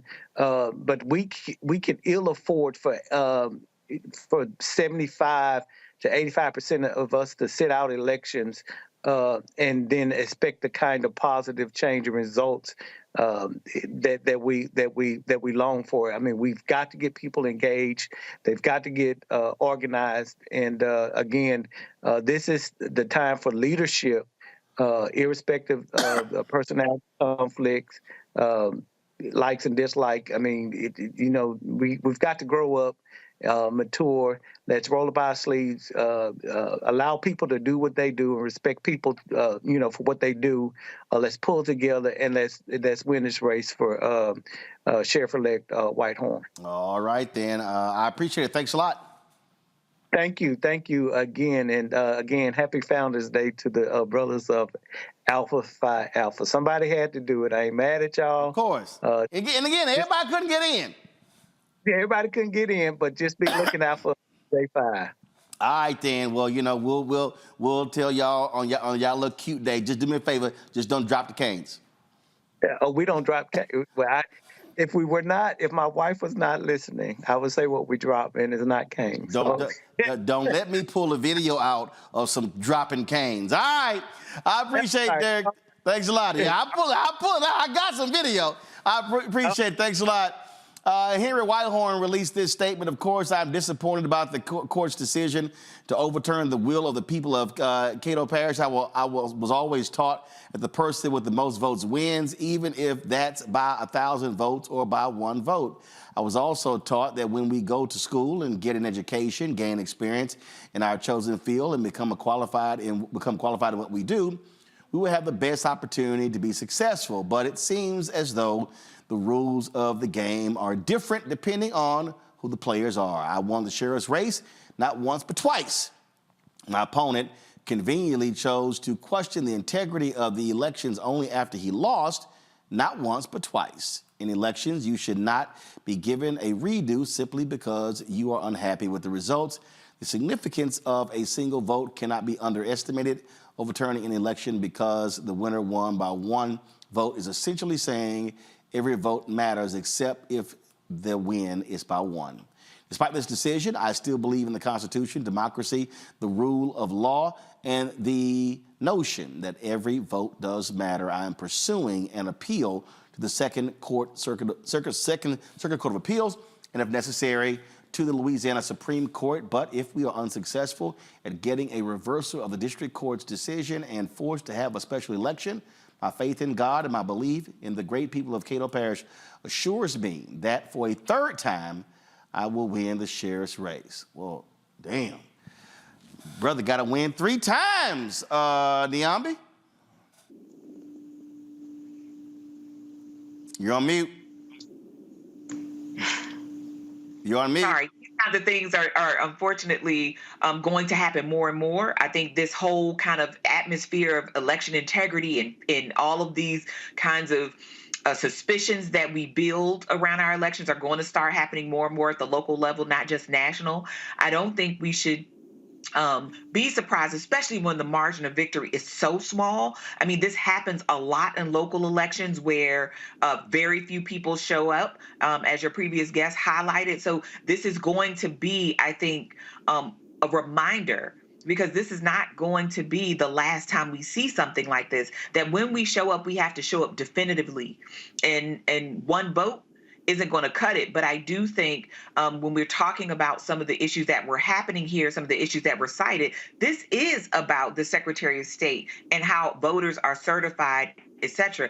That's not up to individual voters to figure out whether they should vote or not. Moreover, I'm sure, I don't know exactly, but where people vote early and other things, these could have been real mistakes. And those voters now have their votes totally cast out, and there is no way to remedy that. So I think there are lots of things that need to happen here so that it just doesn't happen in Caddo Parish again, but in other places where, unfortunately, this kind of national morass that we have created around election integrity is going to start being a clarion call in places around the country. You know what, Nicole? I'm always telling people why we got to maximize our vote. There's a good reason. It absolutely is a good reason.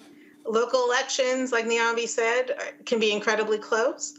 And frankly, people are at risk of voting in them when you have tough on crime prosecutors and others using election integrity units to target marginalized voters, most of whom, let's face it, can be Black and at risk, many of whom may have criminal records or justice impacted. Those are all sorts of reasons why marginalized voters can be at risk of these election integrity units. And literally, democracy is at stake. And this is going to be an incredibly important issue throughout the next year during the 2024 election cycle. So we have to be ready for this. I know a lot of civil rights attorneys and voting rights attorneys are ready to defend voters who might be at risk of these election integrity units. And these elections are just too important to let them go and not to be ready to defend democracy. Don? This is amazing. This brother he comports himself very well. His statement is excellent. But at the same time, what you got is a pipsqueak white boy who couldn't stand to lose. And as the brother said, he's won twice already. So now this is his third bite at the apple. What we know is, as my fellow panelists have said, is that this isn't going to be the first nor the last time we see this kind of thing go on. And indeed, because of the racism that's implicit in the so-called voter integrity focus. In other words, we say voter integrity when we talk about wanting to get people to the polls, but the other side says voter integrity when they want to keep people away from the polls. And there's so many ways that they try to keep people away from the polls. And so we can't play. As the brother said, the Capra brother said, got to get people out. And one of the challenges that he raised that I think is so important, he talked about get people out despite personality differences. We got to get over ourselves. It doesn't matter. It's like these young'uns who say they can't vote, they don't like Biden. He ain't coming to your house. You don't have to like it. And, and similarly, in terms of us working together, I may not like you, but we got to turn out the vote. We got to walk together side by side and do some door knocking, et cetera. We cannot survive as a people if we cannot get along as a people. All right, folks. Time for us to go to break. Before we do, be sure to get your hair ready for the holidays. Curl Prep Natural Hair Solutions at curlprep.com is an amazing organic line. All right, first of all, guys, you need to kill that music. You got the wrong music here. So we're going to do this here. We're going to go to the break. We're going to come back, and we're going to read this right, and then we're going to go back to break. So I'll be right back. Hi, I'm Dr. Jackie Hood Martin, and I have a question for you. Ever feel as if your life is teetering and the weight and pressure of the world is consistently on your shoulders? Well, let me tell you, living a balanced life isn't easy. Join me each Tuesday on Black Star Network for A Balanced Life with Dr. Jackie. We'll laugh together, cry together, pull ourselves together, and cheer each other on. So join me for new shows each Tuesday on Black Star Network, A Balanced Life with Dr. Jackie.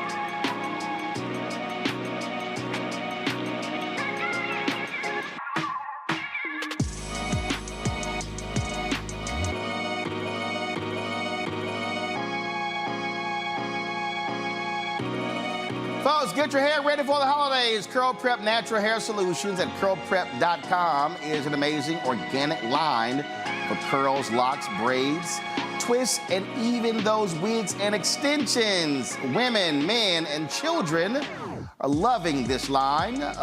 First of all, look at the video and you be the judge. Folks, line up to see this product in action at hair shows, and when they take a seat to try it, they don't believe it's their hair. You can buy the products at curlprep.com. It works on all hair types. Use the code ROLAND, that's right, lowercase letters, to get a 15% discount. Parents, you can also remove the ouch. You will love this system because you can comb the product through your child's hair with your fingers. That's right. Seasoned Saints also loving the product. It's all at curlprep.com. Again, use the code ROLAND, lowercase letters, to get a 15% discount. It's a great stocking stuffer. You won't believe it's your hair. Again, curlprep.com.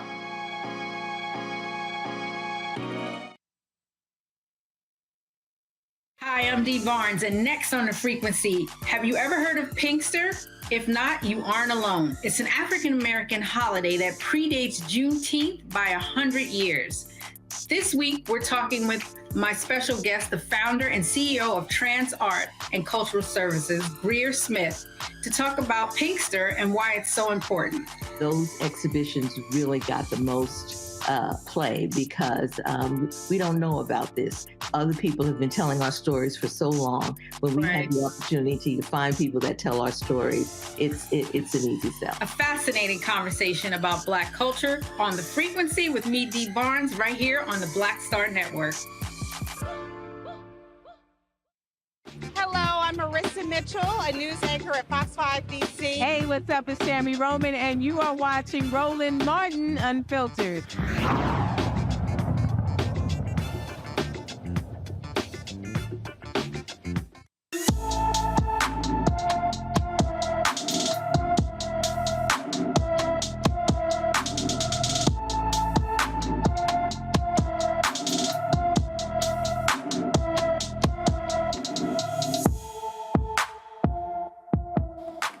Nikita Davis has been missing from her Milwaukee home since November 9th. The 17-year-old is 5 feet 5 inches tall, weighs 140 pounds, with black hair and brown eyes. Anyone with information about Nikita Davis should call the Milwaukee Police Department at 414-933-4444, 414-933-4444. Folks, and again, we purposely do this. One of the reasons why we launched this show, to create this particular segment, because it was important to put a focus on Black teens and adults who often go missing, who get ignored by social media. So please be sure to share the information with all of your folks on the social media. House Republicans are blurring the faces of those who breached the Capitol on January 6th before releasing more security footage to protect them from retaliation. Yeah, I said that right. Speaker Mike Johnson literally said blurring the faces is to prevent retaliation against those who stormed the Capitol. Ain't they breaking the law? To draw their own conclusions. They should not be dictated by some narrative and accept that as fact. So they can review the tapes themselves. We're going through a methodical process of releasing them as quickly as we can. As you know, we have to blur some of the faces of persons who participated in the events of that day because we don't want them to be retaliated against and to be charged by the DOJ and to have other concerns and problems. So that's a slow process to get it done. We're working steadily on it. We've hired additional personnel to do that, and all of those tapes ultimately at the end will be out so everybody can see them and draw their own conclusion. Let me go. Last month, the House Administration Oversight Subcommittee put security footage from January 6 online, which is available to the public. The committee initially planned to release security footage clips that media outlets requested, but with the change of speaker from Kevin McCarthy to Johnson, the House Administration Committees proactively reviewed all footage, posting as much online as possible. Nicole, what the hell here? Oh yeah, we're gonna blur the photos of the folks who broke the damn law storming the Capitol because we don't want the Department of Justice going after lawbreakers. Boy, that little law and order party, what the hell happened to them? Hypocrites. I mean, they're just, plain and simple, hypocritical. And it's just amazing when they want to protect people that they feel close to, that they feel a connection to. They'll pull all the stops. They'll make the system work for them. That's the way the status quo works. It's just an example of how unfair the system is, because we all know that if those were Black Lives Matter protesters, speaking to the earlier segment, that there's no way that a Republican House would go to these extent to protect the defendants who stormed the Capitol. Julian? I fully agree with my colleague here. This is ridiculous. It's utterly ridiculous, and it really does speak to the avoidance of consequences that these Republicans have put out there for these clear insurrectionists who basically stormed the Capitol, beat people, did all kinds of things. And, the only way we can find out who they are is to use, the kind of use their likenesses to go after them. And it's not just the Department of Justice. But does Mike Johnson work for the United States government? Is he a congressperson, or is he just some little whatever? Well, who basically doesn't care. It's clear that he cares about justice. They're starting impeachment inquiry on Biden. So it's clear that they care about justice in some instances, but clearly not in others. All those people who stormed that Capitol broke the law, and blurring their faces allows them to avoid the consequences. Niambi? Absolutely. I don't know that I've ever heard a speaker say that, let me try to actively impede a Department of Justice investigation by blurring the faces of people who did something that was illegal. I mean, we all saw it. I don't know and I don't understand how these people think that what happened on January 6th furthers their cause. And further, this whole notion that we can't show their faces to avoid penalties and avoid punishment when we've seen what happened on that day. I mean, this is one of the most wide-ranging investigations we've seen. I mean, over 100 people were charged with violent acts on that day. I mean, these very same people were trying to hunt down some members of the very body that Mike Johnson is supposed to represent as a speaker.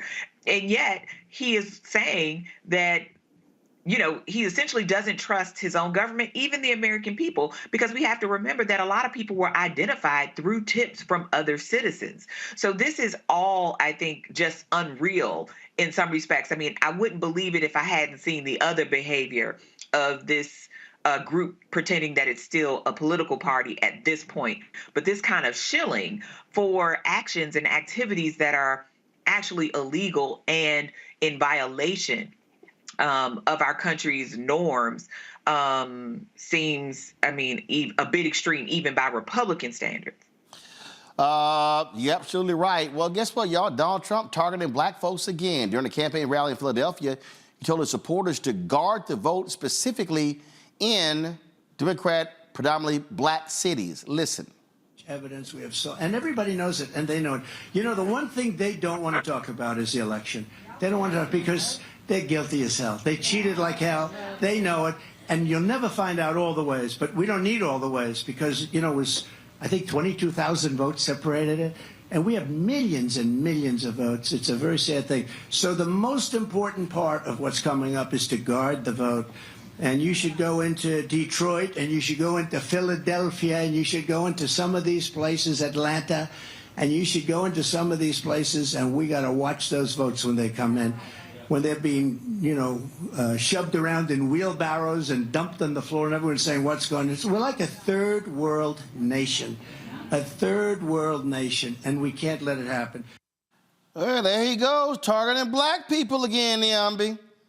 Oh, absolutely. I mean, he's saying the quiet part out loud. And when you name check a city like Philadelphia that is half black, what you're doing, I mean, is really what he's doing now is reminiscent of what happened some years ago when I was still living in Philadelphia. It's my favorite city.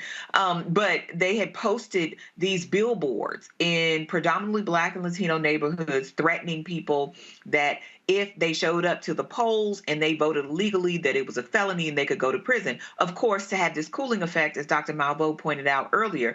And what he's doing is essentially deputizing the very same types of people who showed up on January 6th to show up in cities like Philadelphia, in Pittsburgh, in York, and in the outer suburbs of these places and terrorize black people, to stare them down, to ask people about what they're doing here. I mean, and we've seen shades of this in other parts around the country. So it does not surprise me that he's singling out not just black cities, majority black cities, but places that he's lost, places where he's still smarting over the fact that people saw through his mess. And one thing I will say about Philadelphians, they don't take kindly to threats. So whoever is feeling froggy after listening to Donald Trump is wise to be careful when moving through the city of Philadelphia and Pittsburgh and other places, thinking they are going to threaten black Pennsylvanians. And I think that's going to be something, though, that we have to watch out for. The kind of violence we saw on January 6th could very well happen again in all places around the country, and not just in presidential election years. I mean, even in local and state elections. So this kind of rhetoric is dangerous. We've seen what it can do. And we've seen how destructive it is. I keep telling black people that they were targeting us on January 6th. They were mad. And you're seeing the exact same thing play out again right here, Nicole. Yeah, absolutely. And I think, again, next year is going to be an incredibly important year. So we all must get people to register to vote, and we all must be ready to protect the vote. And if Trump gets reelected, I don't even want to imagine what could happen to this country. But at the very least, democracy is at stake. So we have to be ready, and we have to watch what he says and be incredibly vigilant in protecting democracy, protecting our communities because of all of what's happening right now. Julianne? You know, I really want to know what he means when he says guard the vote.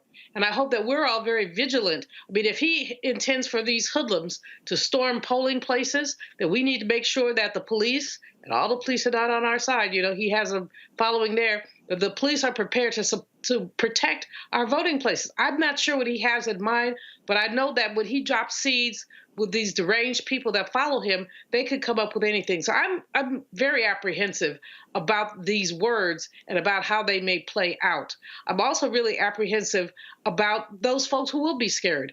In I think it was 2012. Yes, it was 2012. They closed certain polling places in Greensboro, North Carolina. I was there then as president of Bennett College. And one of the things that happened is they changed the number of absentee dates. They cut it back in half. And then they put it out there that if you had any warrants and you came to vote, you would be arrested. So, you know, folks have warrants. I mean, it could be a traffic ticket. So I know at least 6 people who chose not to vote because they said they had warrants. And so those kind of tricks we can expect to take place. And we, Barbara Arnwine and her team, Transformative Justice Coalition and others, I hope they're ready. They've got to be ready. We've got to have people literally at every polling place to make sure that there is no intimidation. Absolutely. All right, folks, hold tight 1 second. We come back. Marketplace. Y'all know how we do. Some of y'all need to have your black card in review status. What else? A new game that breaks that thing down. We'll discuss next right here on Roland Martin Unfiltered on the Black Star Network. On the next Get Wealthy with me, Deborah Owens, have you ever had $1 million idea and wondered how to bring it to life? Well, it's all about turning problems into opportunities. On our next Get Wealthy, you'll learn of a woman who identified the overload bag syndrome, and now she's taking that money to the bank through global sales in major department stores. And I was just struggling with 2 or 3 bags on the train. And I looked around on the train and I said, you know what? There are a lot of women that are carrying two or 3 bags. That's right here on Get Wealthy, only on Black Star Network. Grow your business or career with Grow with Google's wide range of online courses, digital training, and tools. Gain in-demand job skills with flexible online training programs designed to put you on the fast track to jobs in high-growth fields. No experience is necessary. Learn at your own pace. Complete the online certificate program on your own terms. Stand out to employers, get on a path to in-demand jobs, and connect with top employers who are currently hiring. Take one professional career certificate program or all 6. Earn a Google Career Certificate to prepare for a job in a high-growth field like data analytics, project management, UX design, cybersecurity, and more. All professional career certificate programs must be completed by December 31st, 2024. Scan the QR code to complete the application. There are 1,000 scholarships available. Grow with Google and J. Hood and Associates. Be job ready and qualify for in-demand jobs. Hi, I'm Jo Marie Payton, voice of Sugar Mama on Disney's Louder and Prouder Disney Plus, and I'm with Roland Martin on Unfiltered.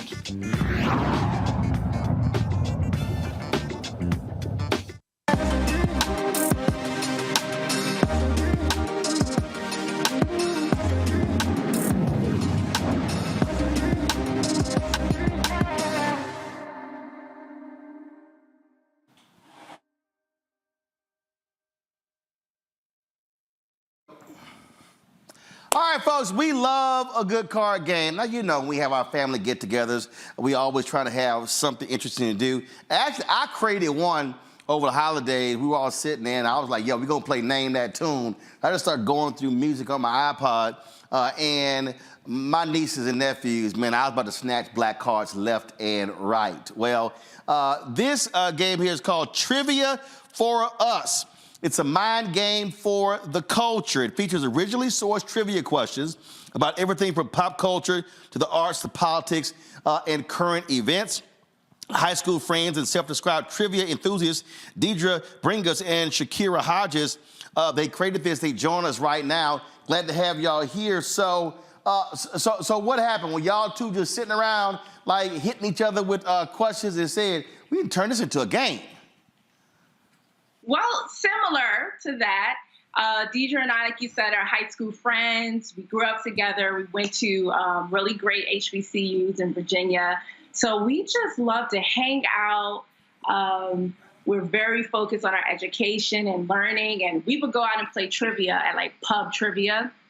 And we'd get into the space and we're getting all of the questions wrong, left and right.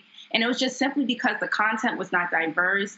It didn't reflect Black culture, and it most definitely didn't represent the hometown of Brooklyn, New York, and the melting pot that it is. All right. And so how long did it take y'all to put all this together? It took some time. So we started in 2019. From there, we started hosting events in bars and pubs, and we moved into, that was in 2019, then the pandemic happened. So with that, we really had to pivot our business, and we started going virtual at first just to boost the morale of the people that were following us, but we also had the opportunity to connect with a lot of corporations that were looking for ways to engage with their employees at home. So with that, we started doing those events for big clients like American Express, Google. So from there, we recognized that more people wanted to play along with us, but we couldn't be everywhere at the same time. So with that, we created our card game, the Trivia for Us card game, which I have right here for us, where you could play at home at your leisure. It has 100 cards, 5 different categories. We are so mindful about trivia being intimidating. So we actually created cards that are action cards that gets the whole family involved and everyone could play along. All right, so since you said everybody can play along, let's go ahead. And so we got Julian, Nicole, and Niambi. Let me go ahead and do some snatching of black cards right here. So let's pull them up. Let's see here. Let's see what I want to ask. I'm going to go to... They know in hell they're going to answer that. They ain't going to answer that. All right, I got one. Here we go. All right. So Niambi, Nicole, and Julian. Let me see how I'm going to do this here. If you got the answer first, if you got the answer, raise your hand. So put the 3 of them up. Put 3 of them up. Put us in the 4 box, me and them. All right. So, So Niambi, Nicole, and Julian. So here we go. In 2022, Candace Parker became the first woman to grace the cover of the NBA 2K video game, and she was representing what team? How you rolling? You know I don't do sports, and I'm like, damn. All right. Nicole, did you raise your hand? I did. I don't do sports either, but I'm going to guess the Mavericks, Dallas Mavericks? Girl, no, that's the NBA team. I said the WNBA team. It's the Chicago Sky. WNBA team. Oh, my God. Okay. Film and television. Let's see here. Okay, maybe y'all will guess this one. Fresh Prince of Bel-Air character Carlton Banks often breaks out dancing to the song It's Not Unusual by which artist? Frank Sinatra. Is it Frank Sinatra? What's the white British guy? Choice. Give them the multiple choice. Help them out. No, hell no. I ain't giving multiple choice. No. The not unusual guy. First of all, Julian, she already out. She said Frank Sinatra. It ain't him. No. Niambi, you got half the name right, but come on. His name is Tom, and I can't think of his last name. Tom, white man who sounds black. He's British. He got curly hair. He used to date Mary Wilson. Yeah, you know all that, but your ass can't. It's been a long day. Damn, it's Tom Jones. Yes, I couldn't think of the last name. Oh my God, we got a Diddy question. We throwing that one out. Okay, let's see here. Okay, hold up. That was me, film and television. All right, so y'all, they got film and television is one category. They got Black history, trivia for math, music. Then they got Blitz. Okay, so now I'm gonna ask a Black history question. That's too easy. I don't know. These HBCU Negroes might know this one. That might be too easy. Okay, I'm gonna go ahead and ask it. Okay, which university was the first HBCU? Matter of fact, I ain't gonna give you the multiple choice. Okay, see, y'all. Sorry, Deidre, Shakira, the rest of these people, they need the multiple choice. These 3 don't need it. Which university was the first HBCU to be established in 1837? Cheney. All right, it's Cheney. All right. Niambi, she up. Okay, I ain't gonna give you a full point for the Tom Jones. Okay. I'm only gonna give you a half a point. So right now it's Niambi 1.5. It's Nicole 0, Julian 0. Okay, here we go. Born Daniel Day, this designer is known for taking Gucci. Remember, you got to raise your hand. It's known for taking Gucci and Fendi materials to recreate into jackets. Well, Niambi already got her hand up. I ain't even finished the thing. Go ahead. Dapper Dan. Okay, she 2.5 points up on y'all. Okay, I'm gonna ask 3 more questions. So y'all got, okay, so I'm gonna get out of Black history. I may come back to that because some of y'all gonna need some help. Okay, well, damn, Julianne, she don't know sports, so she out of that question. Damn. Okay, here we go. All right, let me see how black y'all really are. Add the amendment that abolished slavery minus the number of stripes on the Pan-African flag. That would be 10. Oh, look who woke up. Julianne got a point. Okay, Julianne got a point. So it's 2.51. Nicole, she's stuck on 0. Okay, okay, let me go to music. Okay. Okay, ooh, No, they gonna guess. That's too easy. That's too easy. That's too easy. Okay, let's see here. Nope, they can't do that one. Got it. Name 3 black music groups with 3-lettered names. Letter and number combinations are acceptable. And it says, refer to instruction 9 for rules about questions with multiple answers. Where the damn answers at? Okay. It's me. I got it, Tia. What? I got it. Who's? I'm gonna say TLC. Huh? We ready? The Shakira, DJ, does that count? Absolutely. Okay, all right. Answer. You said TLC. You got 2 more. What you got?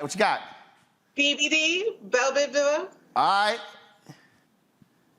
That's 2. ABC, Another Bad Creation.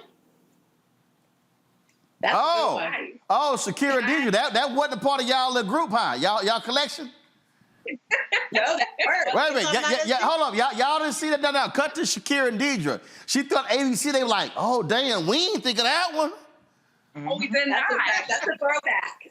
Okay, all right. See, y'all didn't do the full research. Okay, all right, so Nyambe 2.5, Nicole at 1, Julianne at 1. So I'm about to now ask, a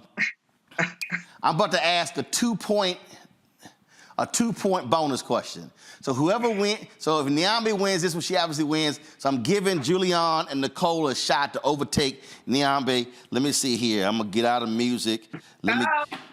See who's gonna take it. Let me go to Blitz. Let me see here. They can't answer no damn sports questions. We already saw the WNBA question. Oh, hell, this is black as hell right here. Oh, this is a black as hell question right here. Matter of fact, y'all, this game is called Trivia for Us. It should be called Black as Hell. Okay, here we go. No, I need you to show the other 3. Julianne, there we go. No, there we go. Here we go. Tray, bone, and spinner are all terms associated with what game? The Crips? I know her. I said game, not gang. Game. G-A-M-E. It's dominoes. It's dominoes. All right. I guess I give it to Nyambe. She won. It's dominoes. So, gang. I didn't get gang. Nyambe absolutely retains her black card. Nicole, Nicole, you got 1, right? You and Julianne, y'all gonna be in review status. You gonna have to fight me for my black card. Y'all gonna be in review status. Okay, so all right, so Deidre and Shakira. So what happens when the black person answers the fewest questions? Like what part of y'all game? What you do? Listen, everyone can create their own rules, but with us, nobody's black card gets revoked. Okay? Damn that.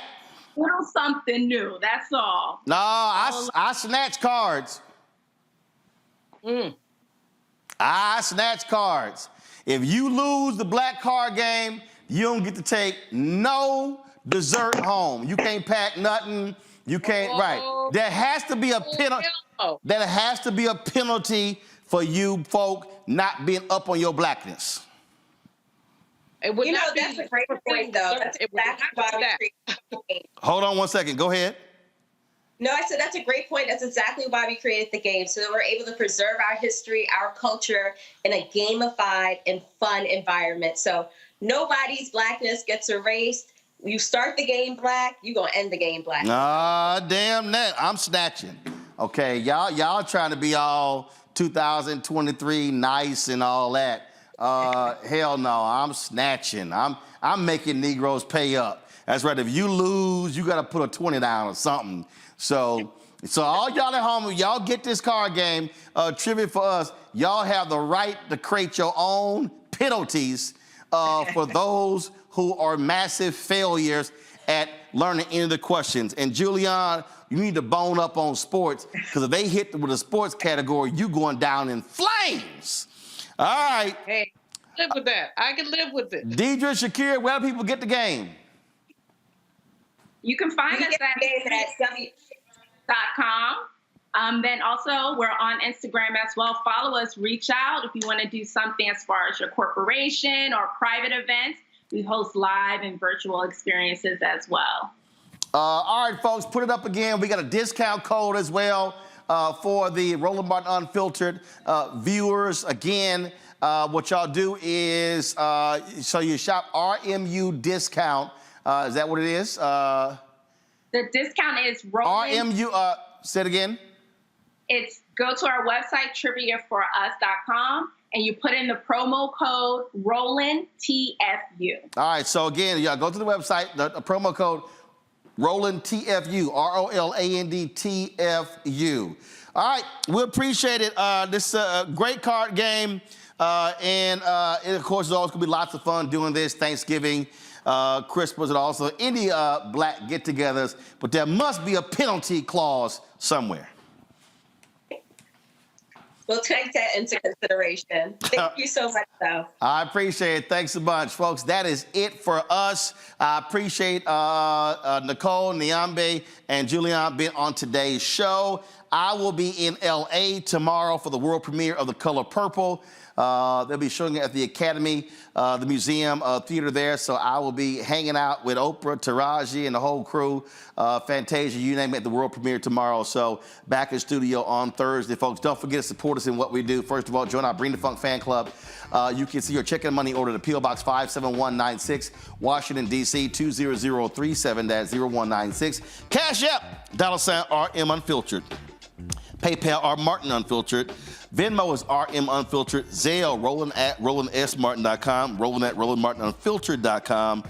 And of course, you can be sure to download the Black Star Network app, Apple phone, Android phone, Apple TV, Android TV, Roku, Amazon Fire TV, Xbox One, Samsung Smart TV. And be sure to get a copy of my book, White Fear, How the Browning of America is Making White Folks Lose Their Minds, available bookstores nationwide. Folks, that's it. I'll see y'all tomorrow. Holla! Folks, Black Star Network is here. Hold no punches! I'm real revolutionary right now. Black power. Support this man, Black Media. He makes sure that our stories are told.